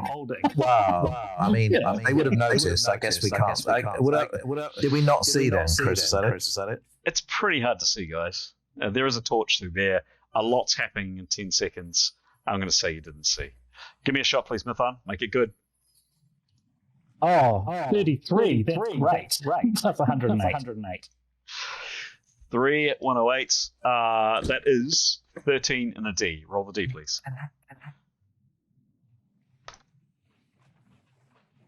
Brother, this is the crit in my attack. 2. A 2. Yep. You do it 2 more hit points. But then she will get out of sight of that door and reload. Done. Next up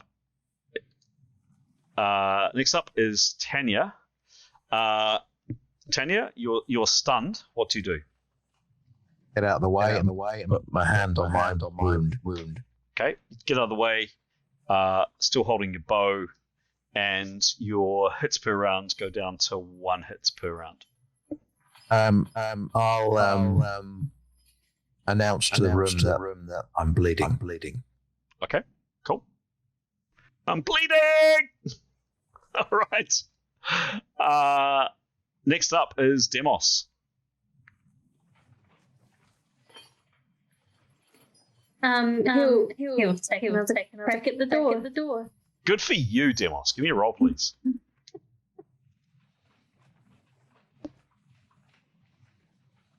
93. Whoa! 93 plus what for? Plus 53. 53. Nice work, Demos. Oops. Do I have what I'm after? I don't have what I'm after. Damn it.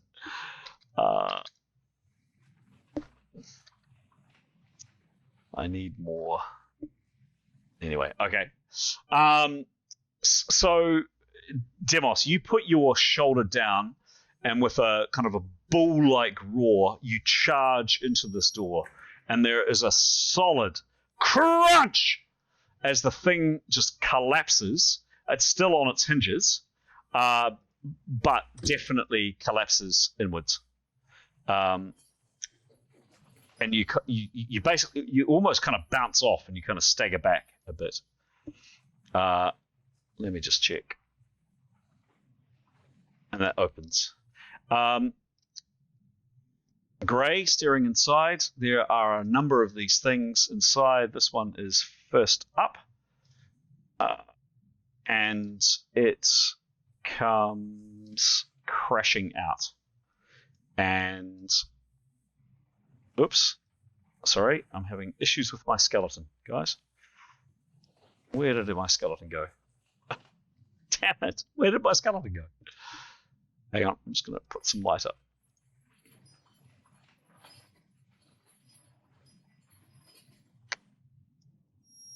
Where the hell did it go?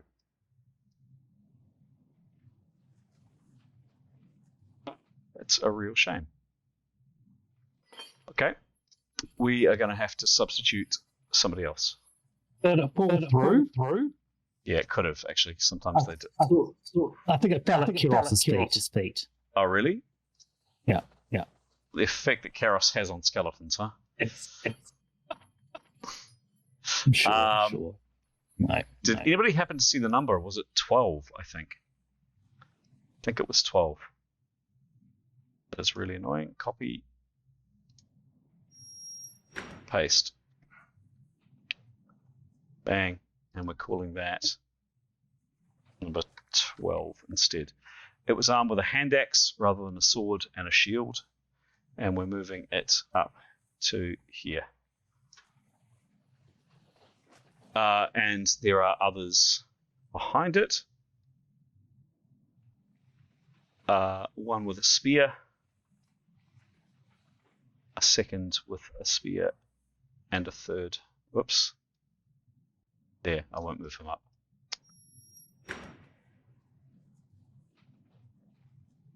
There we go.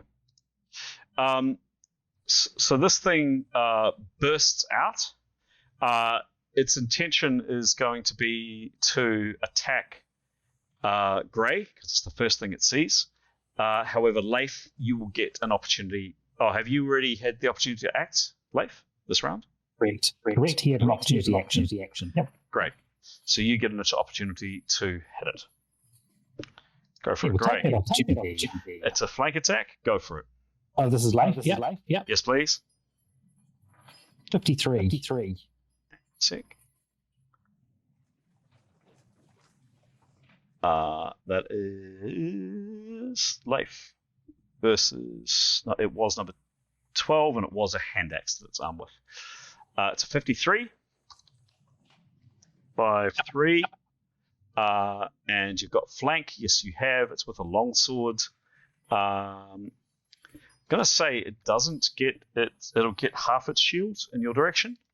Yeah, that's a pretty brutal strike from Leif. So Leif, you bring your sword down and smack. That's 12 and an E. ES. Roll the critical, please. 41. Wallop. You smash it in its leg. Unfortunately, it does have leg armor. It takes another 5 hits. And that's it. And had this been, again, I know I'm kind of laboring the point here, but had this been a living thing, without a doubt, you would have stunned it, you would have prevented it from acting, you would have done something to it. But these things just keep coming on and on and on towards you, and it's really angry. But you hit it. It does now get its attack on Grey. Has already run at the door this round. He severely weakened it. Grey, you don't have your shield, and it attacks you with its hand axe.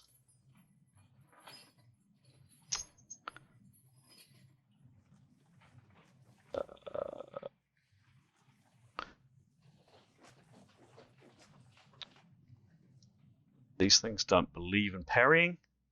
And that's... oh, he doesn't have a shield. Wham! Grey. That is a colossal 26 and an E/critical on you. I'll roll the second critical for the night. This is an E! Exclamation mark R space D100.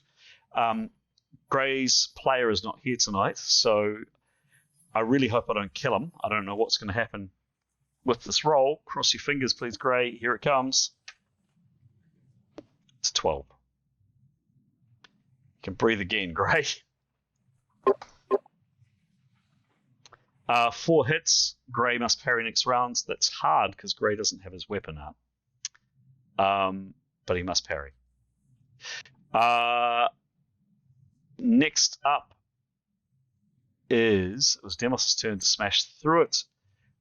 Spear. Is this spear? No, it's number 7. You're in luck. Okay. Severin, you sheath your sword. You don't have your shield. I'm assuming it's on the ground. What do you do, please? Got my shield. Pick up your shield. So that is a... Ooh. Top of your head, Pete. See if we can beat me to it. 30, thank you. So picking up a shield, picking up an object from the ground is 30. You've picked it up. You've got 70% left to act. What do you do? Hit the nasty. With a shield bash? Have I not recovered my sword? Yeah, but it's sheathed. Oh, okay. So after I bashed the door down, I wasn't able to redraw my sword. You didn't say you did? Well, I said when I specifically said after I bashed the door down, I would recover myself and assume the same position I did prior to that. So yes, with weapons out and all the rest of it. If it was within my turn. That's exactly what I said. Okay. So misunderstanding. I had thought you'd gone back to standing where you were. You weren't able to. So the effect. I don't know how much time I had to do this thing. Yep. So you haven't drawn your sword, and you haven't picked up your shield. You're standing back in the same position, but you have a sheathed sword and you have a shield on the ground. Then I'll unsheath my sword. Okay, so leave the shield and just draw the sword. Oh no, do both. Do both. So sheathing the sword, drawing the sword is a 20% action. Picking up something from the ground is a 30% action. You can attack with 50%. Go for it. In terms of what's in front of me at the moment, I can see one. Is that correct? Correct. And okay. Well, then I will give it a good thwack for 50%. Done. Go for it. I'll go all in there. Yep. 45. Sure thing. Plus 147. 45. Sure thing. Cool. Activity 50%. Bang. Not a composite bow that you were using last time. 147. It doesn't have its shield towards you, but it probably turns at the last second, so I'll give it half its shield. So unfortunately it's a puncture, which tends not to do much damage on these things, but 9 and A. Give me a roll, please.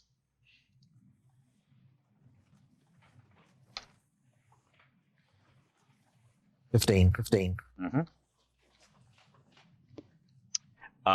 You've got the initiative next round, and you do it 1 more hit point. Cool. Bomp. Do we have a? Yeah, we do. Crunch. Cool. All right. Next, Neathanel. Anything else for you? Sorry.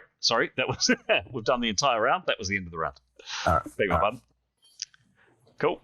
And your rounds, initiative, bang, bang, bang, bang, bang, and we're off. And funnily enough, it's Neathanel's turn. What is Neathanel do? Hooray!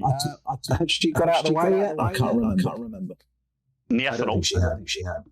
Well, she's the one who gets shot. No, she's out of the way. I'm happy to say she's not there. Yep. She can't really do any healing. Tanya. Sure.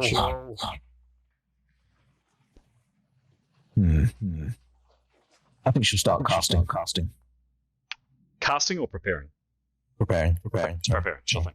Cool. Yep. Done. Jada, you could you give me like a plus 50 perception roll to hear if you've heard Tanya scream out that she's hurt? Give me a roll, please.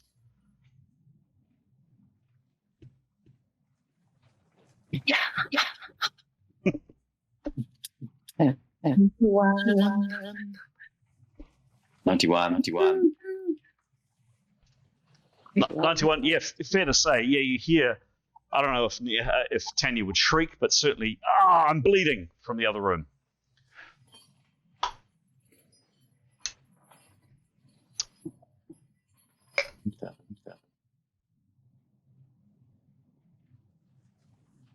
Data will go into the other room.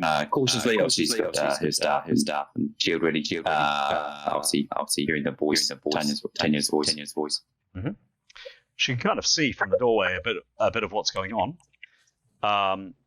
She can kind of look through here. She sees the cat. Afsun has moved out of the way and is standing up here at kind of the door. The cat's out of the way. What does she do? Where's Tanya? Right there. Oh yeah. Well, she can come to the room, and she can cross that to Tanya. She crosses to Tanya? Yeah. Where does she stand? Just behind it. Yeah. Yeah. Okay. Anything else that was probably realistically, or I don't know, 20% of her action? She's got 80% left.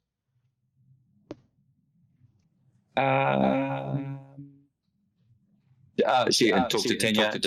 What's happened. She can quickly do diagnostics. Probably not. She'd need probably the whole round. I mean, yeah, but she could certainly ask Tanya what happened. Yeah. We'll come to that in Tanya's turn. We'll kind of play that out in Tanya's turn. But yeah, she's got some time to act. Okay, cool.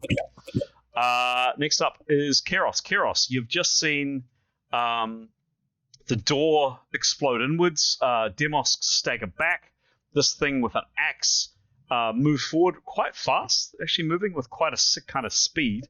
Its limbs are all kind of jerky and strange. It's happening right in front of you with Grey in front of you, and it's just lamped hard. It's hit Grey very hard. Grey's weapons and shield and weapon are on the ground, and it's hit a completely defenseless Grey right in front of you. What do you do? Can she move in between? Is that Grey and Leif? And cast sleep, or can she lean around and cast sleep? Dead skeleton? Yeah, I think you've. My general rule on sleep is you've got to kind of be able to see your foe. You can't see the full creature because there is Grey, a big, muscular, gorgeous half-elf right in front of you, who you kissed last time. Rub his arm to just gently nudge over. But I'm going to say with sleep, certainly if it was like a directed spell, like if it was a bolt spell or that kind of spell, absolutely it would have an effect. I might give a minus to the roll, but maybe she could do a bolt spell. I don't, you tell me what she's doing. Well, if she's going to get a clean shot without hitting a buddy, she's going to cast her ice bolt. Well, right here, right now, she absolutely would hit her buddy, without a doubt. There's someone, if you can see on the map, for sure, where she currently is, no doubt about it. Can you say that she would, if it was a directed spell, she'd have a clean hit? The opposite. The opposite of that. Oh, sorry. I thought you said she would have it. No way. She can't just lean round. She could. She's only weak. She could move, potentially. Yeah, not that way though. Like In between. I'm going to Is say that life? I'm going to say that anywhere around here and one of your 3 companions is potential. There is going to be a chunk of meat. In other words, one of your companions in the way, and there is a chance that you'll hit your companion. What's the chance, you reckon? Let's find out. No. This one here, if she moved to here, she would have, I'm going to say, an unimpeded shot at point blank range. What am I standing on? I would ask for a maneuver to step down into this pool, which you think might have contained blood previously. Is it wet or dried? It's dried. Oh, great. Yeah, no, she'll do that, and then she'll cast sleep on the creature. Okay. I'd like a, in a day-to-day situation, it wouldn't have any effect, but it's a absolutely do or die situation. Can you please make a light maneuver for her? Not a light, sorry, an easy maneuver for her just to step down and just not trip over her feet. Only interested in the 1, 2, 3, 4, 5. Give me a roll, please.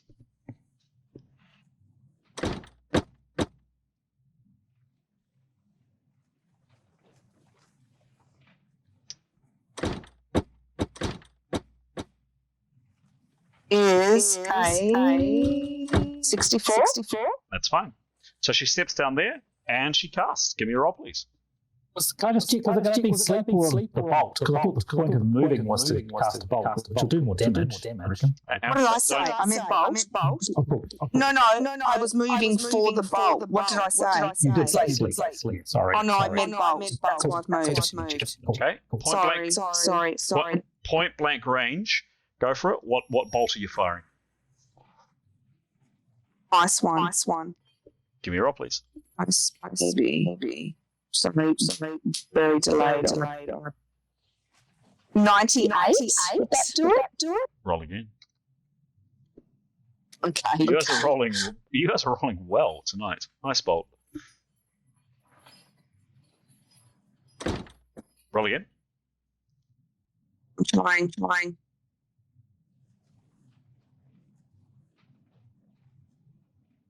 Point blank range as well. Plus 35. 76. Yep. 98 plus 76. I get it. That's 174.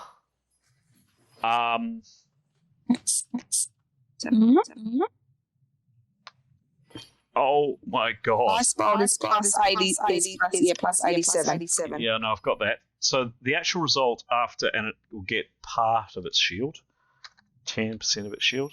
So the total result is 276. Wow. Let's see what damage you actually did it. It's going to be a lot. Ice bolt. On 18. By 2.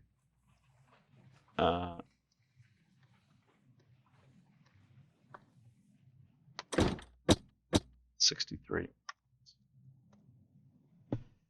Okay. You did it. A absolutely colossal. Hang on a sec. 276 minus 150 divided by 3 plus 18 is a massive 60 hits in a E and a C critical. An E impact critical, a C cold critical, and an A cold critical. Two cold criticals and 1 impact critical. It's nice. Yeah, hang on a sec. Is there another one?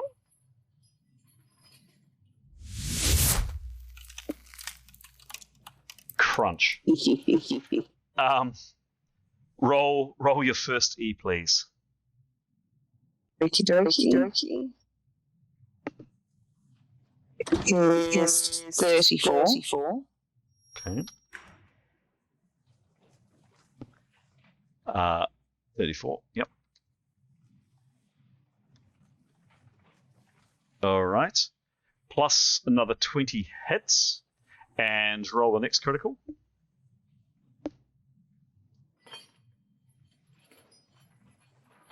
Is 24. They're not great, are they?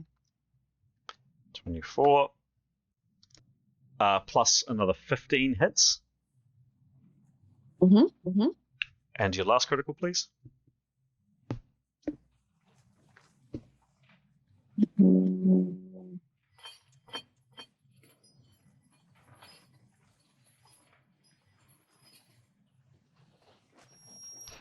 84. Jesus.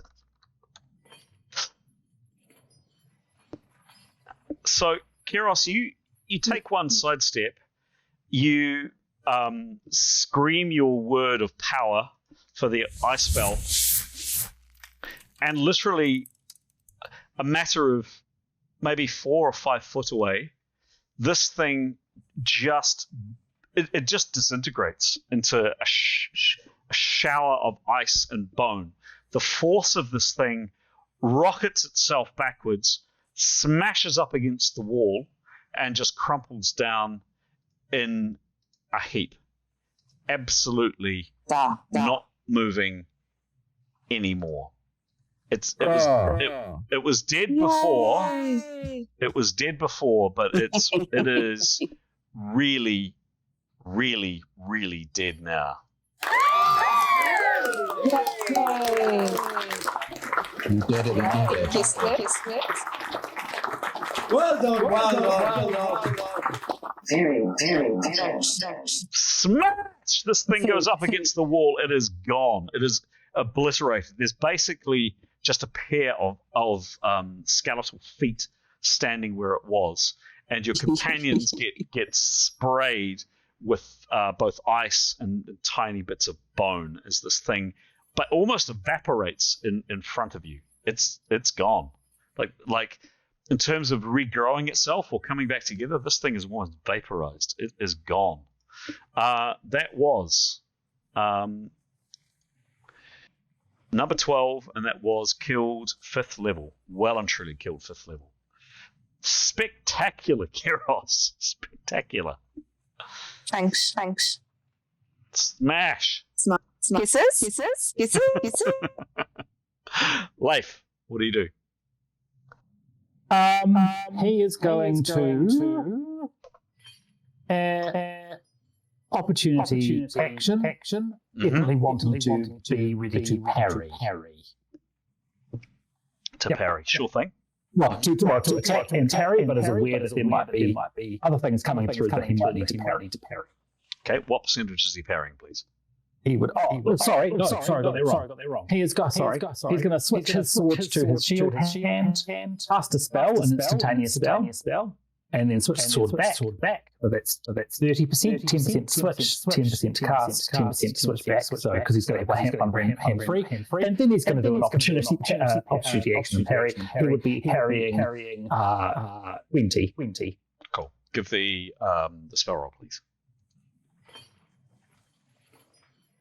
58, and it is combat 2. Combat 2, sure thing.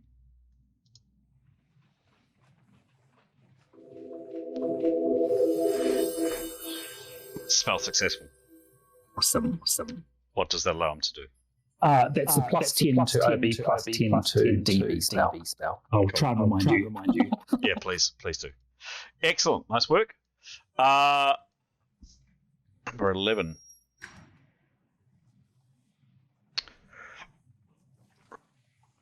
Oh, okay.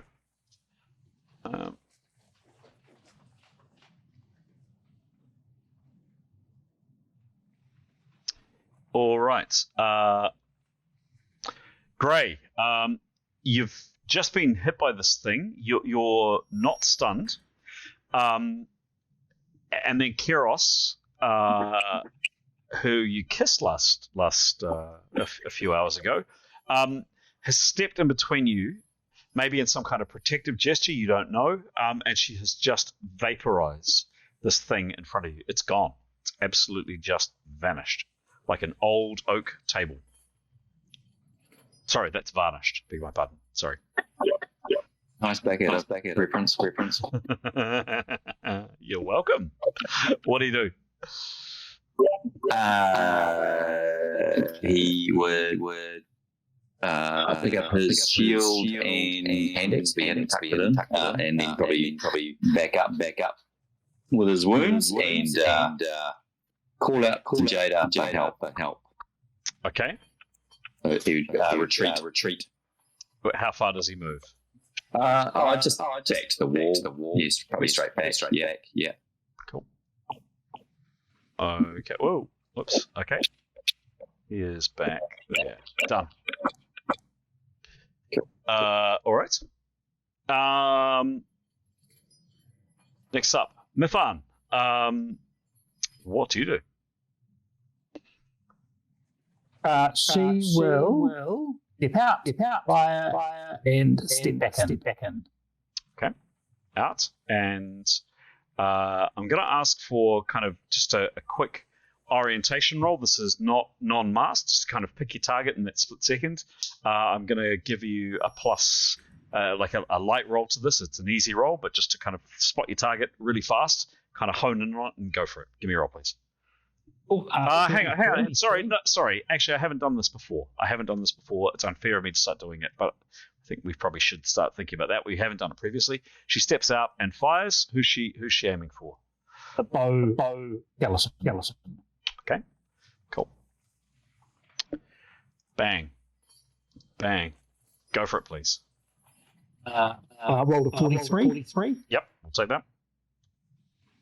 And plus 108. 108, sure. Bang. 15 in a knee puncture.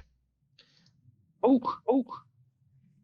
which bow is this one? The bow one. Number one. Oh, number one. Mm. Oh, bloody hell. Boom. Again. 2 again. Another 3 hits. However, Yep. You loose your arrow, and the force of the composite bow is amazing. I mean, she just steps around the corner, picks a target in this fraction of a second, and fires. And literally, this thing's head comes off its shoulders. The arrow smashes on the back wall, along with this, which takes the skull with it, and this thing crumples to a heap in the ground, very, very dead again. Sorry to steal tenures. So sorry. Not at all. They'll count.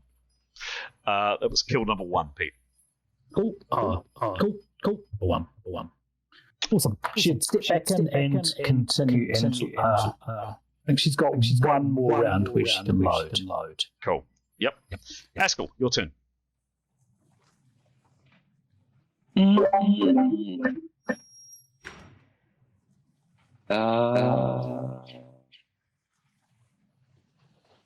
I guess he can move down forward towards the opening door. Now that there's some stuff starting to happen, but basically he's just keeping an eye on their back.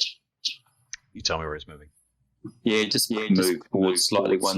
Yeah, that's about right. But also equally just keeping his eye. Cool. Done. Behind that guy isn't there. That's a dead skelly up there. Cool. All right.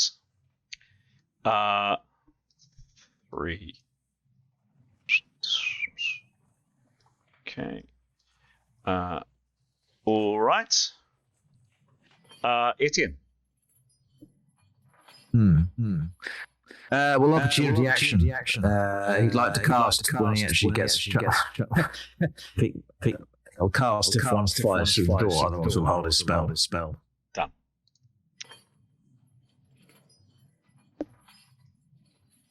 Nicholas.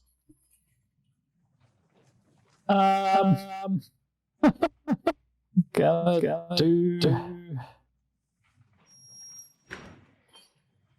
Gonna do the same. Attack. Throw 14 again. Go for it.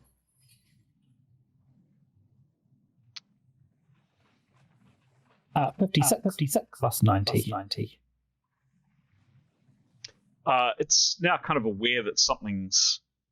It's kind of spotted the whispering, and it definitely has its shield up in front of you, and it will try to attack the whispering. Give me, what was the roll, please? 56. Cool. Done. Plus 90. Same result again. 5 and an A. Roll the A, please. 14.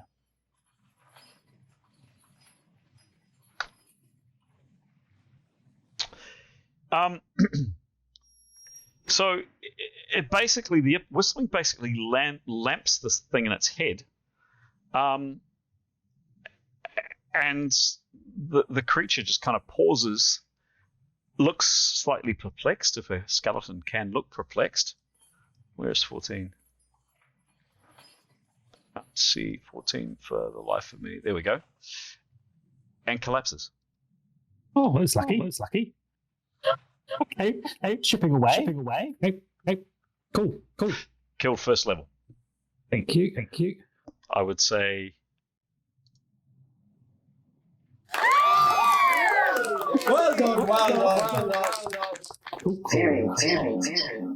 Can I just check the one that M.E.R.P did was? Do you say it was number one or first level? Both. Oh, okay, cool. It was number one, and it was the first level. Okay, I was confused. Awesome. Well, thank you. Yeah. Right.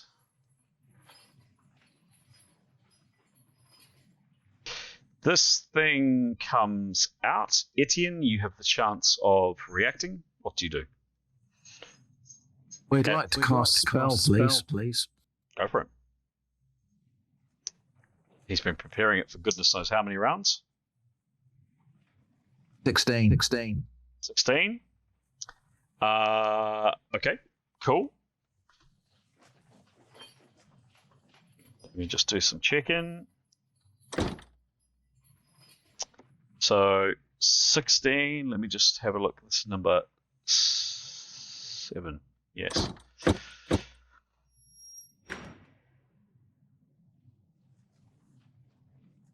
This guy.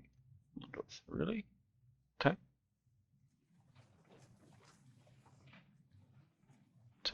Oh, that's weird. He's actually not wearing that. He's wearing actually full armor, which is strange. 17. 17 was the roll, correct? Yeah. Cool. Range doesn't get either a bonus or a minus in the range. He's preparing it for plenty of rounds, so plus 20 for that. What's his level again, please? SGN is level 6. Cool. All right. All told, that's that. What's the spell, please? Firstly, success. The spell goes off. Oh.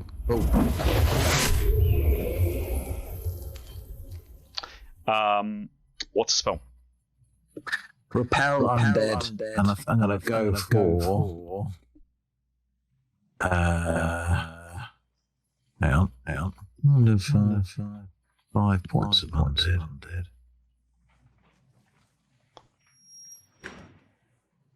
Sorry, with you. That's all right.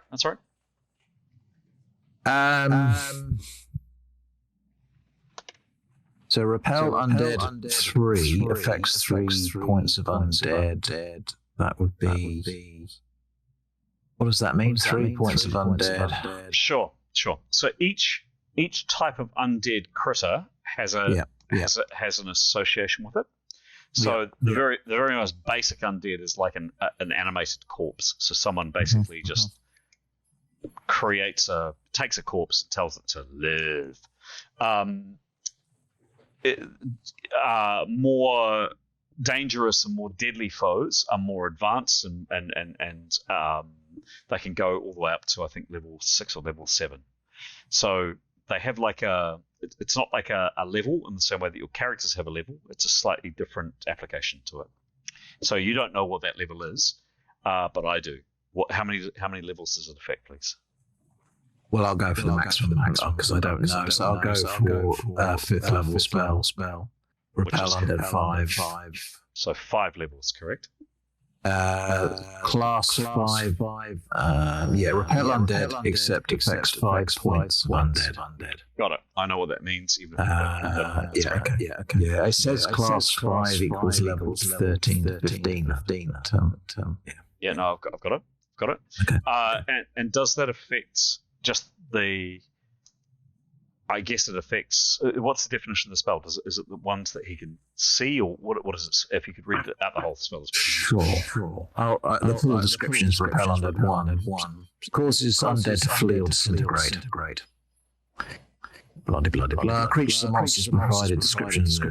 Each target is entitled to a roll, resistance roll. If the target fails by 50 or less, it will flee.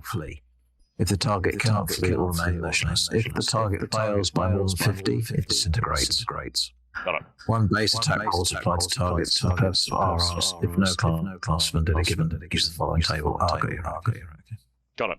Cool. So you sorry, I'll keep going. The RR single undead can be modified by concentrating the effects of the spell on that target. For each additional point of the spell allocated to the target beyond those normally needed to affect it, the target's RR is modified by -5. Thus, repel undead 5 could affect 5 class 1s, if that makes sense. So if he exceeds it, then the RR is minus. That makes sense. I understand. But it's based on the amount of targets he can see. He can see 1 at the stage, so the spell affects 1 critter. Yep. It wasn't a great roll. Unfortunately, this creature needs to make a 48 or better. Here's the roll. Exclamation mark RD100. Bang. It rolled an 80. It's unaffected, I'm afraid. Spell was successful, but it made it resistance roll. It kind of shakes its head from side to side. It's not happy with what's happened. Doesn't it run away then? It hasn't. No, it has not run away. Sadly not. Can you explain? Sorry, I don't understand. Yeah. So if it made its resistance roll, it had to roll a 48 or better. It rolled an 80. It's unaffected. Oh, I see. So it needs to fail by 50 or less. Yeah, correct. And it needed to roll a 48. It rolled an 80. So it didn't fail the roll in any. It didn't fail the roll. Do you understand? Oh no, I'm just reading it. It just says if the target fails the RR, it will flee. If it fails by more than 50, disintegrates. Right. So it didn't fail the RR. Yep. Okay. All right. Unfortunately not. So this thing has come out with a spear. That's a long-range weapon. And there are juicy targets that it could go for. It could go for either Leif. It could go for a number of people. It could go for Demos. It could go for Karios. Or it could go for Severin. So I'm going to go 1, 2, 3, 4 to see who it attacks. Exclamation mark RD4. It's going for Severin, which is probably a really poor choice because Severin actually has his sword out. So it spins. And Sorry. May get an opportunity attack. Sorry to interrupt. Hasn't he already acted this round? He acted for 30%. Correct, he did. And then had an opportunity, yeah. But correct, yes, you're absolutely right. Yes, so he has got 80% left to act. Yes, he can, and yes, he's got a flank attack. 70% less to act, and he's using 20 of that to parry, so he can make a 50% attack on it. Done. Awesome. Thank you, Pete. Good job. Go now. Just 1 second. Go for it, please. 73. Nice. I'm just going to give you his long sword of 107, just in case we haven't updated since you went up a level. Pretty sure I did that. Cool. Yep, I did. Awesome. 107. Awesome. Now, 50% bang. So he hits it. He hits it pretty hard. On its side, he does 9 in a C slash. Roll the C, please. Oh. Obviously, it would have been a lot more if it wasn't 50%. What's the credit? Another 2? Don't tell me another 2. No. It's a 6. It's a 6. It's a 6. Bloody hell. You do it 3 more hit points. You do it 3 more hit points.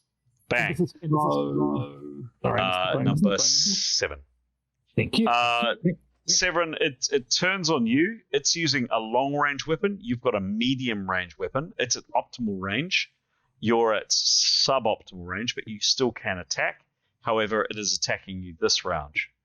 Do I get a parry on that? Or? You didn't actually state it before. This is a really good point, because we are now just rolling the initiative straight off. I think what we'll do in future is, at the beginning of the round, I'm going to ask people to put, I think this is the fairest thing. At the beginning of the round, people put in their parries at the beginning of the round. This is a new role I've just introduced this very second. You didn't know that. Yes, as a result, yes, you have a parry. How much are you parrying? My intention was 80-20. Okay, sure thing. Sure thing. Okay, so it attempts to spear Severin. And cool. And you are parrying 20%. Done. Yep. Cool. Now you've got your shield up, which is a whopping 50. It does manage to sneak through your defenses.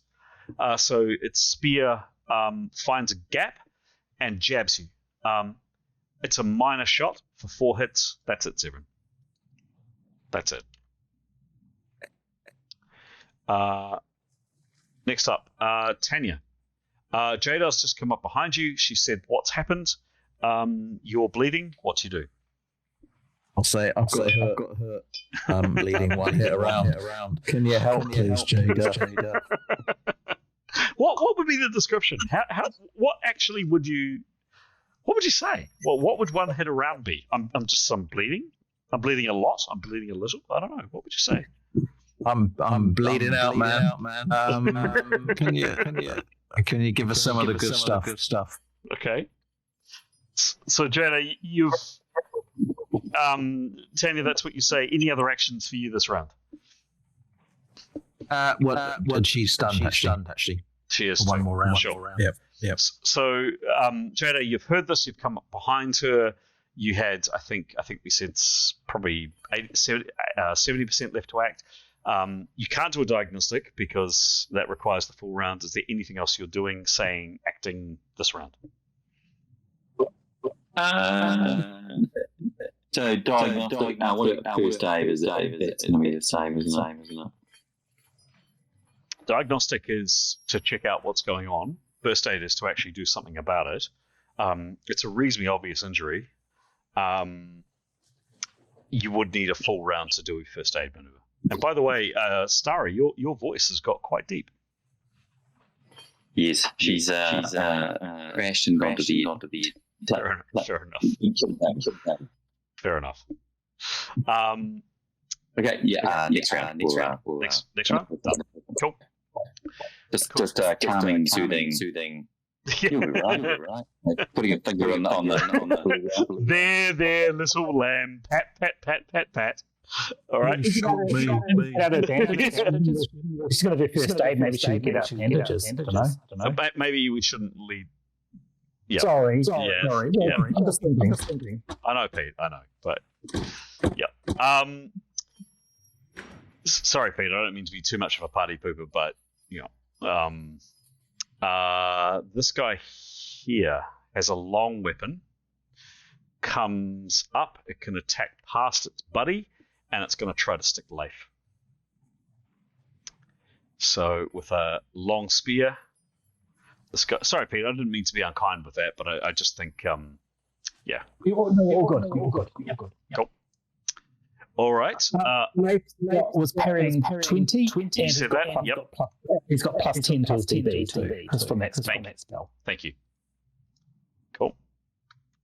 10, and he's parrying 20. Thank you. Great. Yeah, so this thing comes up to here. Leif kind of tries to poke you. It's a pretty ineffectual shot, frankly, and Leif, you brush it aside. But it's almost kind of instinctive. You know, your weapons training is coming to the fore. The attack comes in. It's an easy shot to parry. It doesn't come close to hitting you. Okay, that's what we like. Yep. Cool. Demos. Thought you'd already acted. No, this must be the new round. Demos. So you've yes, indeed. Demos. So you've opened the door. Last round, smack. You've gone into the door. You've staggered back. You're here. Your shield and your spear is on the ground. What do you do? Can I please pick up my shield and my spear? You can. That would be, but one thing with that, picking up an object from the ground is a 30% action. If I picked up two, it's 60%. And a minimum to attack is 50%. Can I pick up my shield? Okay. Like we read that just for a second. Yeah. Sorry, I'm just thinking out loud. 30% is bending down to pick up one item. If you're down there already, wouldn't it be slightly less to pick up a second item? The whole, you're down there already. Sorry. While you're down there. While you're down there. I don't know.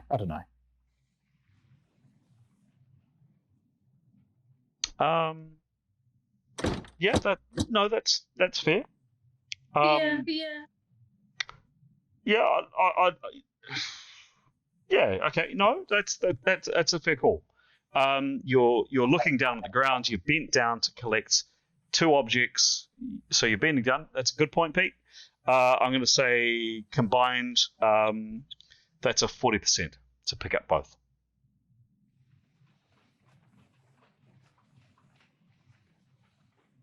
Okay. It's two dudes. One dude.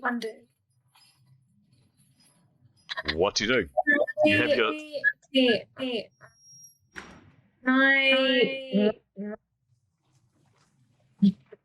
Can I attack and parry? Yes, you can. 20 parry. Yep. So is that right? Sorry. No, that's all right. It's all right. So of the 100% that Demos can do this round, 40% of his time is spent picking up firstly a shield and then a spear, or vice versa. When he gets to his feet, he's saving 20% to block a potential attack that comes in or doesn't come in. So that's 60. He can attack with 40. Yeah. Go for it. Oh. It'll be a flank attack on number 7. Go for it. 38. 38 on number 7 on a flank attack.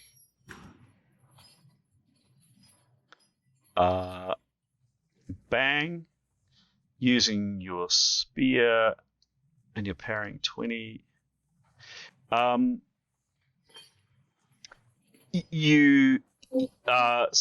the good news, Demos, is you hit it. The bad news is it's not a particularly brutal strike. It's basically a glancing blow. Had you had your shield ready and your shield and your spear ready, it would have been a lot more severe.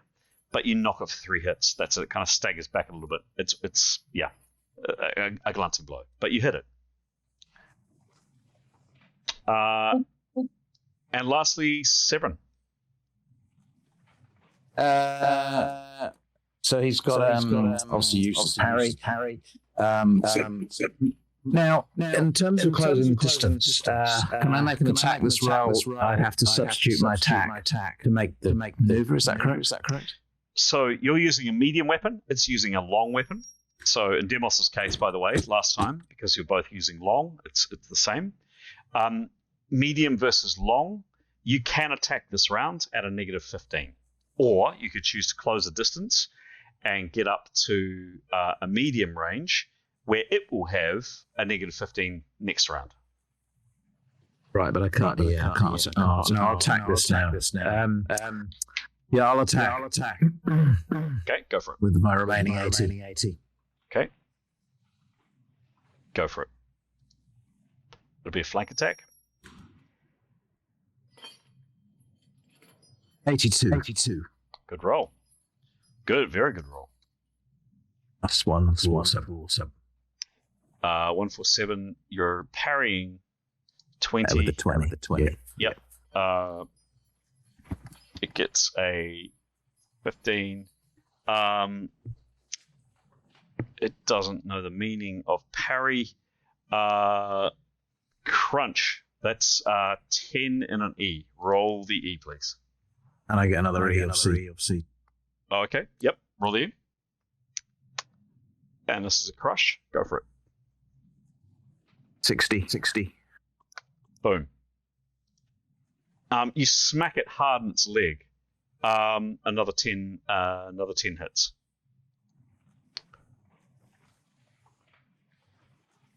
The other one. Just a second. Just give me a second. Set this up.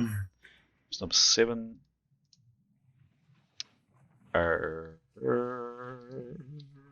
Yep. Roll the crit when you're ready. So the undead, they don't all the sort of side effects these crits obviously they're not getting, are they? Gathering. Nope. That's the problem. That's the problem. 40. So all the things like stunning, or making stunning an enemy, or making an enemy bleed, or things like that, things that would normally wear down a breathing foe, doesn't bother these things at all. They're tough. They're hard to defeat. You smash in its leg, Severin. Another 12 hits. You do get things like, if you give it a penalty, like if you damage the bone, and it sounds like there's a crunch here, and you actually have damaged it, and it's kind of lurching a bit more on its legs, because you've actually structurally damaged the thing. You have the initiative over it next round. Oh. Can I just ask, had we noticed the crush did more damage? Or? Yes. Punctures do virtually nothing on these things, because what is there to puncture? Slashes and crushes could do some damage, but yeah, crushes are the best things against these horrible things. That is the end of the round. Next round. So we don't as characters, if we've made that revelation, we can't change the way we fight then. It's just the random dice. It is random. It's just the way the dice roll, unfortunately. Jada, you're first up.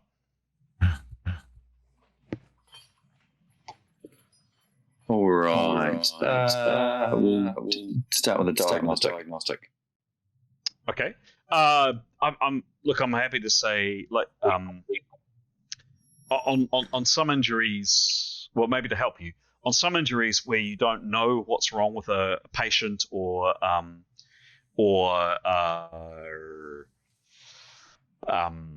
you can't quite determine, diagnostics is absolutely critical.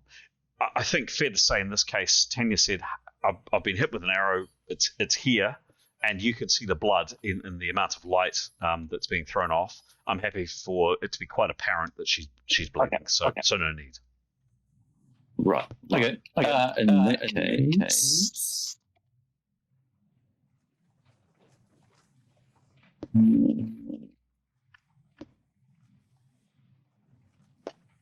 he's just bleeding.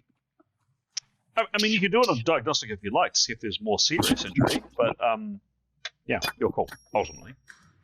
Certainly the clear injury is she is bleeding. She said it and you can see it. I'll just jump into preparing to cast a spell. Okay. Sure thing. Done. Yeah. Done. Neathril. Anything else for you? She was preparing last round? Preparing this round. Cool. Karios, you have just disintegrated a critter that was right here. There's another one with a big, sharp, pointy spear that has just rounded on your newfound friend, Severin, and tried to kebab him with it. What do you do? Do I have a clean shot? Yes, you do. Am I going to hit anyone if I do a nice spell? Only if you fumble. I'm not going to fumble. Who's there? Is that Leif? I'm going to say on the angle that you've got, there is no one in your path. Unless your spell through a fumble goes off to either side, you've got a clean shot. It is a clean shot. Yep. Okay. I'm doing it. What are you doing? I'm gonna do my ice ball. Are you now? Yeah. Okay. Give me a roll, please. That is no preparation, which would normally impede a normal spellcaster, but gives you a +0. Give me a roll, please. Please don't bumble. Please don't bumble. 55. 55. Bang in the middle. It's at point blank range. It's absolutely wallop to this thing. 14 in an F impact. F. Yeah. What's that? F. Yep, an F does oh my flipping, because I can't square on screen, is an E and an A. So an E impact and an A cold.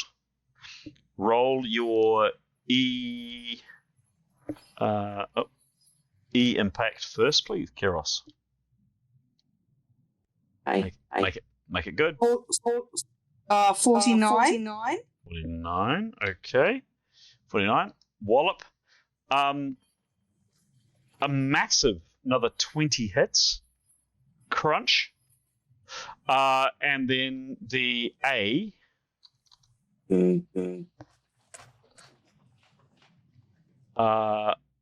Cold. Give me a roll, please. 40. Cool. 40. Cool. Yep, got it.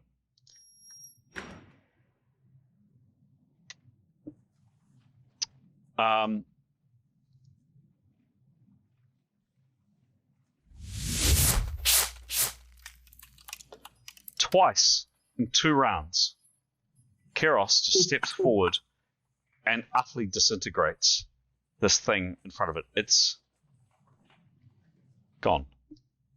You are all sprayed with bits of ice and bone and kind of fragments of stuff as this thing literally just disintegrates in front of you. There's a clatter as the spear that it was holding falls to the ground. It's gone. Job, Karios.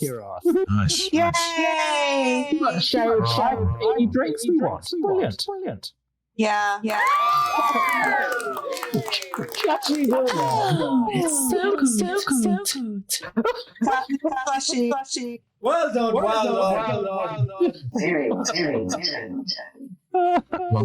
That Irish one's a bit random. It's so good. Smack. That was killed 3rd level, Karios. 2 in 2 rounds, 2 in 20 seconds. This thing has just ceased being in front of you. It's gone. It's just. That's nice. It's just gone. Splat. Nice work, Karios. You've got 25% more action. Do you do anything else? No, I just beam at all the boys, you know. That's how it's done, guys. Forget these puny swords. This is how we roll. Yeah. Nice work. Etienne. Oh, Etienne. He's a bit of a spare part these days, isn't he? I want a hand back. We'll start preparing again. Done. Great. He stepped back.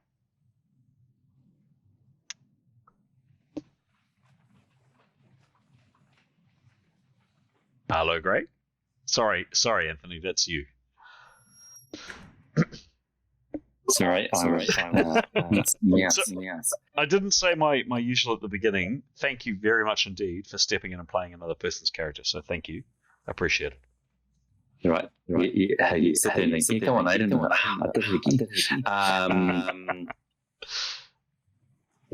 So Gray is he's actually probably retreated. So he's actually probably going to call out help because Oops. Yep. He must have a wound on him. So he must be. He's not. Gray is he's not bleeding. He's taken some hits definitely, and he's got negative 15 from his previous being shot in the back from Severin. Not that Gray holds a grudge, but no, he's not bleeding. Okay. I guess he'd be looking around, calling out just some assistance so he can. Okay. Yeah. Okay. Just holding back. Obviously, they're not wanting to get in the way of any ice bolts or altogether. None down. So don't get in the way of Karios' hands. Yep. Yeah. Just waiting for things to calm down. Cool. Askel, the floor's yours. What do you do? He's probably just going to hold back as well, not wanting to get in the way. Okay. So you just hold there. Yeah. Okay, sure thing. Nicholas. He is going to want to use the whistling to examine the weapons the other skeletons have got. So a perception roll. Yeah, give me a perception roll. Sure. Oh, 7. 7. It's masked. Good. Because you really don't know what's going on. Let me have a go. Here we go.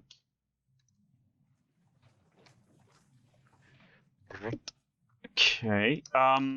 What's his perception, please? 33. Okay. Yeah.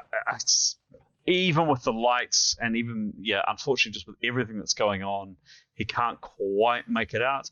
He's certainly seen this one here has got a sword. This one here seems to have like some kind of morning star or something, and there's one with a hand axe. But that's it at this stage. He can't really get any more information than that. He will speak back to the room. What does he say? He'll say, others have got axe, sword, and morning star. Okay, cool. I hate this whistling. Number 3.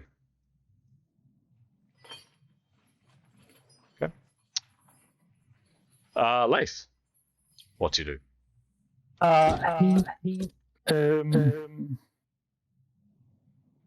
Opportunity action. His parry would be 25% if needed. Done. Thank you.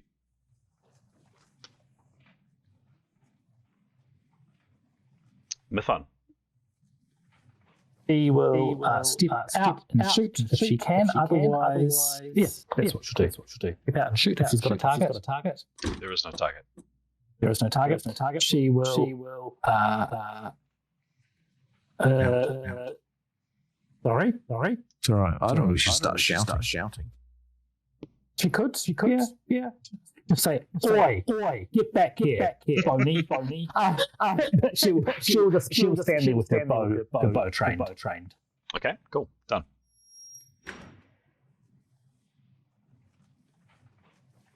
Tanya, who is no longer stunned. I think I'm receiving some first aid. Anything else you're doing in the meantime? Well, I can't. I don't think I can really. Okay. I should make some noise as well. Just make a lot. On the assumption these things aren't that clever, they might just respond to banging around and crashing and making noise. So I should do that. Okay. Cool.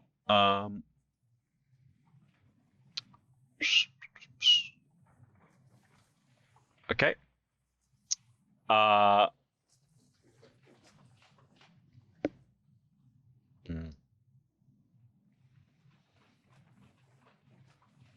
Demos, you're fully recovered. You've got your sword and shield in your hands. What do you do?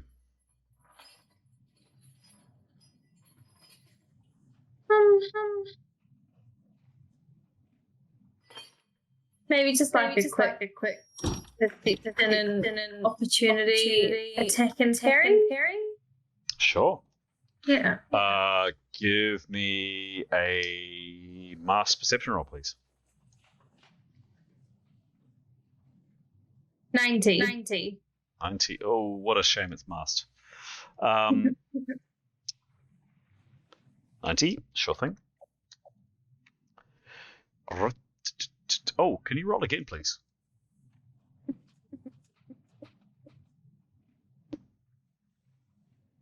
Mm. 50. 50. Cool. And what's your bonus?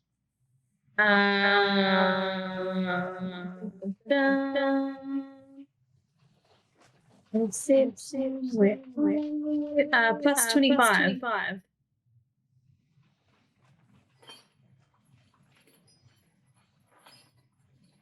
Also, it's a 50. Oh, it is a 50. Let's find out what happens. Thank you, Mason. Thank you for your honesty. 100 XP. Isn't it masked? No. No. Nice try. Perception. So the first thing, Mason, that you see is, you just glance around the corner, and you see the sign of like one of these horrible skeleton things with a spear, kind of half turning. It looks like it's about to go. So it looks like it's about to leave. Turnarounds maybe go towards the sound of the banging. You don't know, but it doesn't look like it's coming through this doorway. So that's what you see. Now, you did roll a 50. So let's see, Mason, what happens. Can you please roll? And let's see, please. Give me a roll. 87. 87.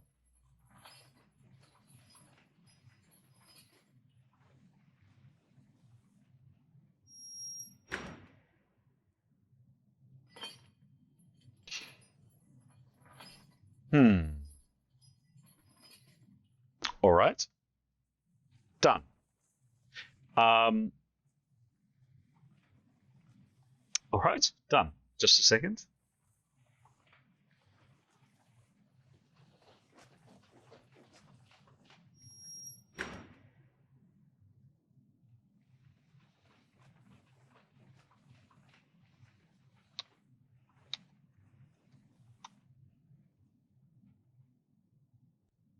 So, right about this moment, there's this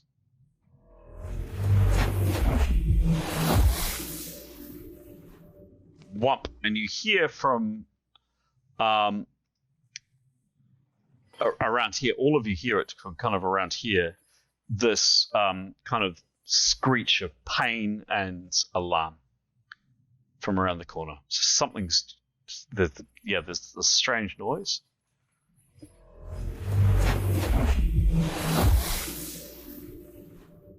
And certainly everybody here, everybody in this room has just heard kind of an impact, oof, and like in pain. So, firstly, Demos, as far as you're concerned, there's another horrible skeleton thing with a spear, almost an exact replicant of the last thing. Don't forget, Karios has done 2 of them so far. The last one that Karios has disintegrated at the doorway, but you just catch a glimpse of it. You kind of stick your head around, and you kind of see it turning. You think it gets moving off into the room away from you, and then you hear this noise behind you. You have a 90% left to act. What do you do?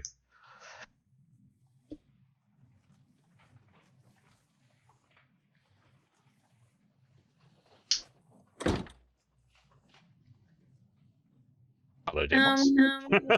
Sorry, I'm thinking.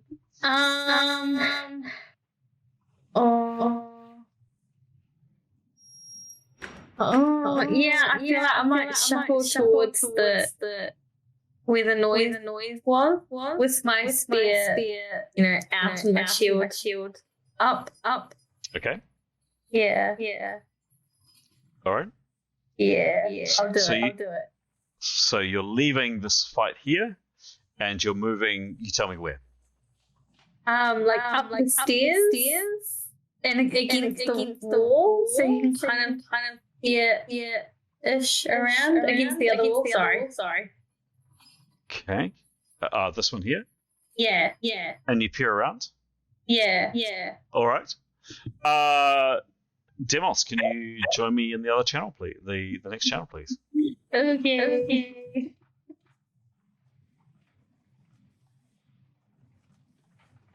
Hello, Demos.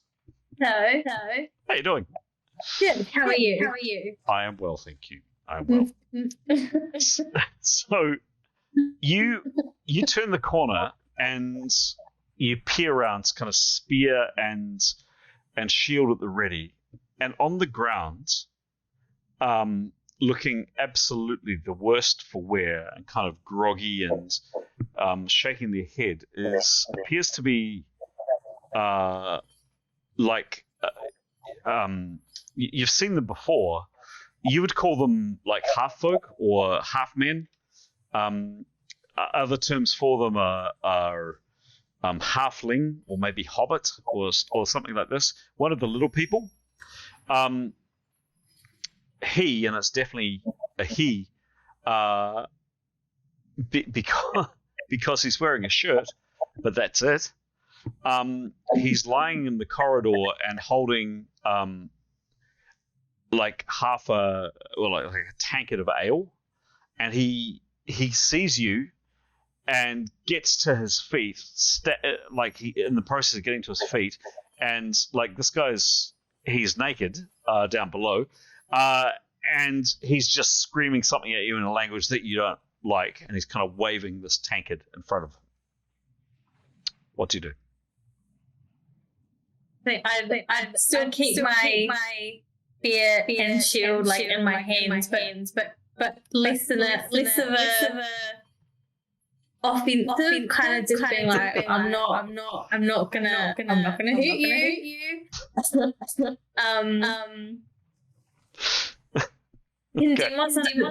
Can Demos pick up anything that he might possibly any kind of language? None. Might be speaking. None, I'm afraid. Unless, does he speak Kudak? No. No. So I'm afraid no.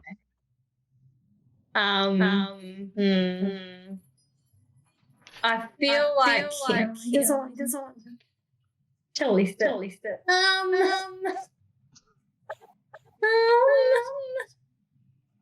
Oops. He's pretty harmless. Is he? Can I just is he? Can I donk him on the head or something? With my shield? Knock him back out. Hang on, I'm just going to see if I can find a counter for him or something. Hang on. Is this going to work? I've got a fog of war on there. No, okay, it's not going to work. So you've had a look.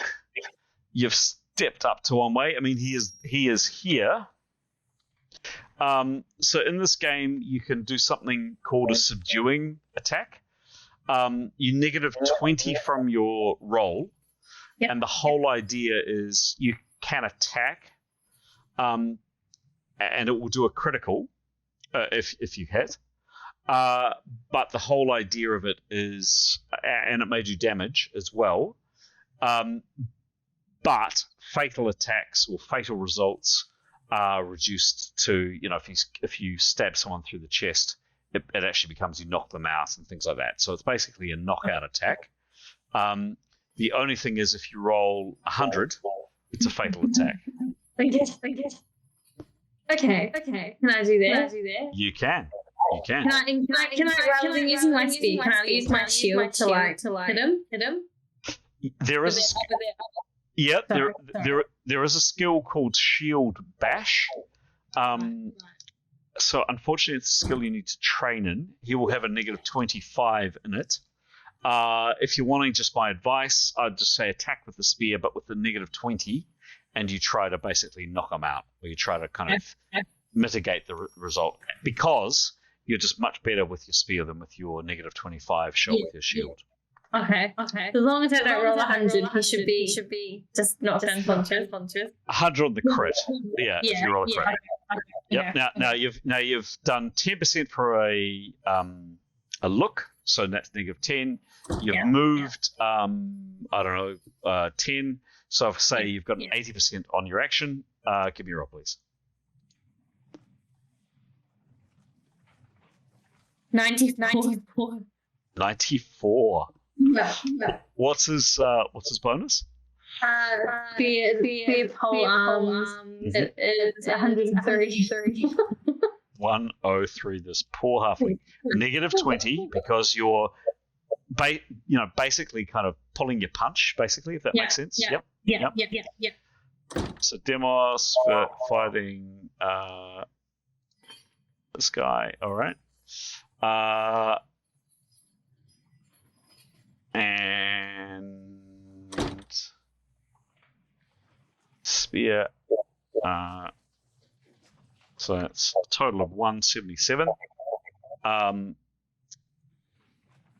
That's a pretty whopping 30 and an E. An E puncture. Roll the E puncture. If now you can modify this to kind of whatever you like. 100 will be a fatal blow. Give me a roll, please.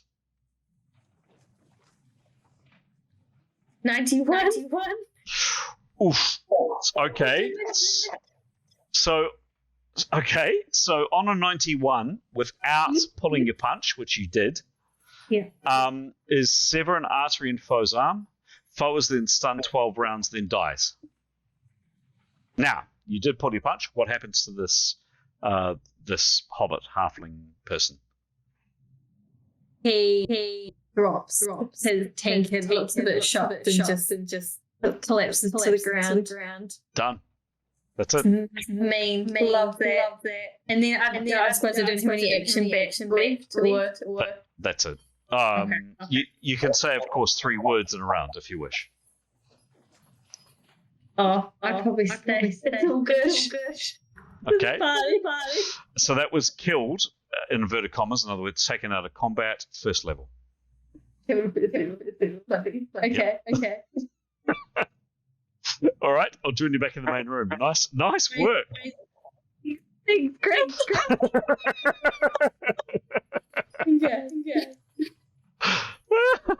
We don't really need to go. I mean, your whistling could leave us when we get there. There's no hurry to do that, right? Demos, what do you say, if anything?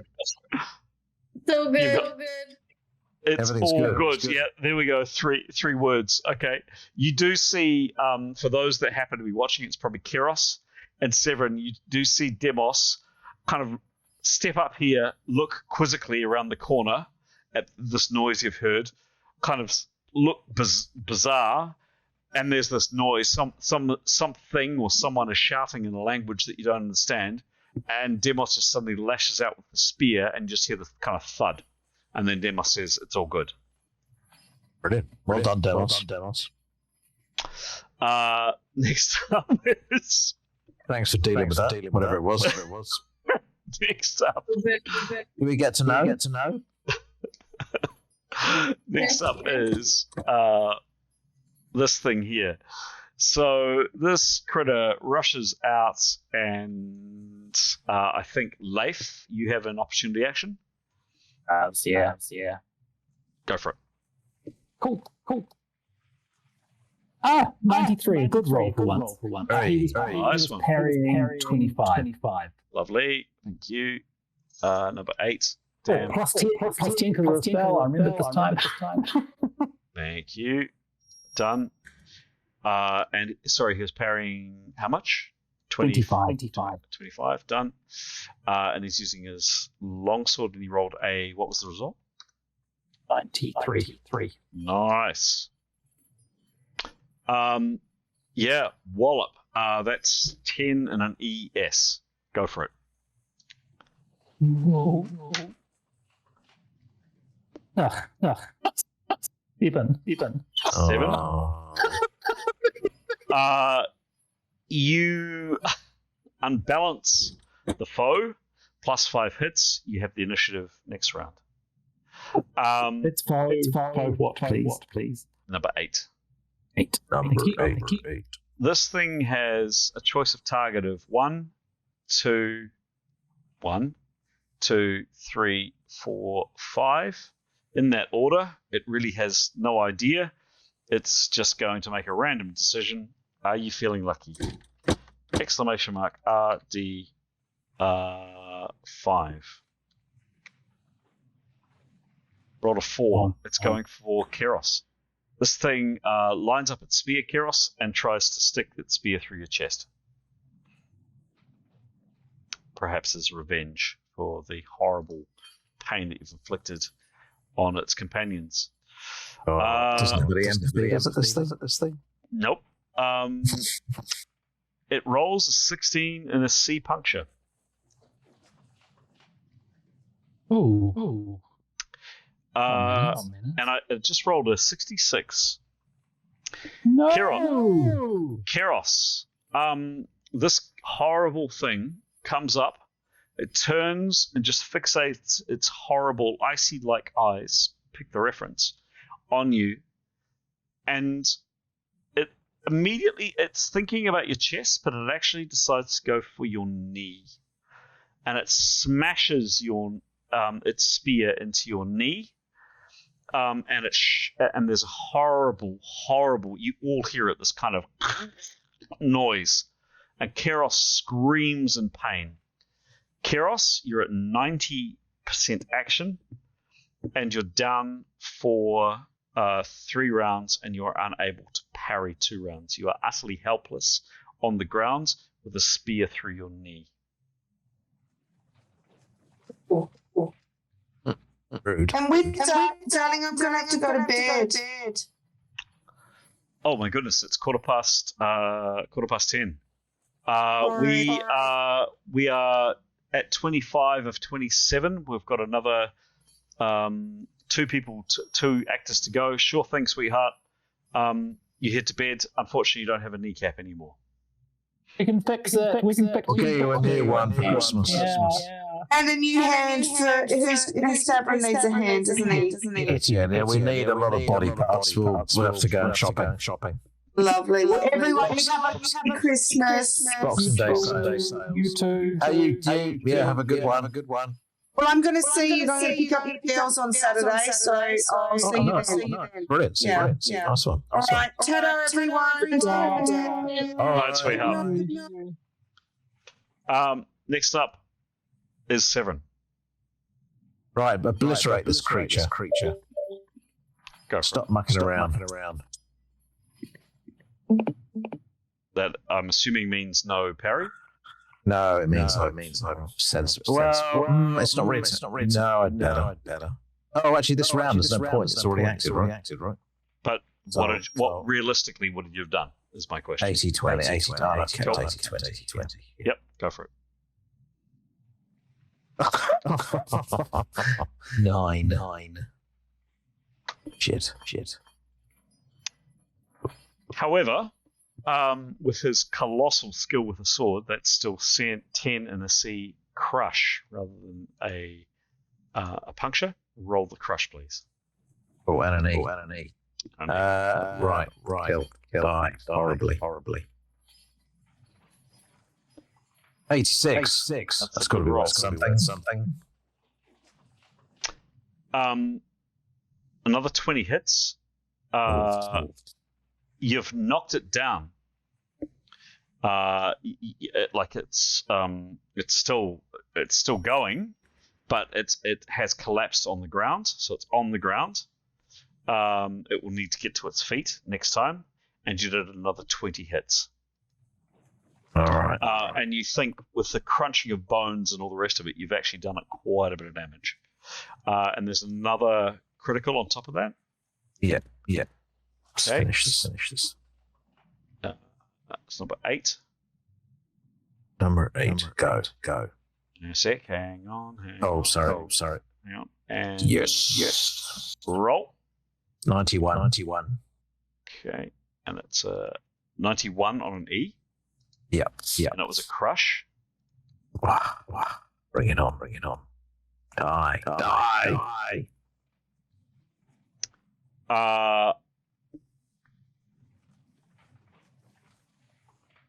It's kind of already dead, but Extra dead. it's less about the blade and it's more about the smash. And this thing just goes down with Severin's kind of rage, seeing what happens. So he doesn't know Karios very well, of course, but he's just seen Karios get stabbed in the knee and collapse, and this has really angered him. Plus 25 hits, and this thing just kind of gets obliterated in Severin's blade. That's killed 3rd level. Cool. And there it goes. And I think, guys, at 20 past 10, that's where we're going to leave it for tonight. Unless people want to continue, I'm happy to keep going, but my suggestion is we leave it there. But up to you guys. Your call. I need to go to bed. Yep. All right. Can we know what happened? Or we're not allowed? Oh, I'm happy to share. Where you go. There was a little man who only had a t-shirt on. That's how I knew he was a man.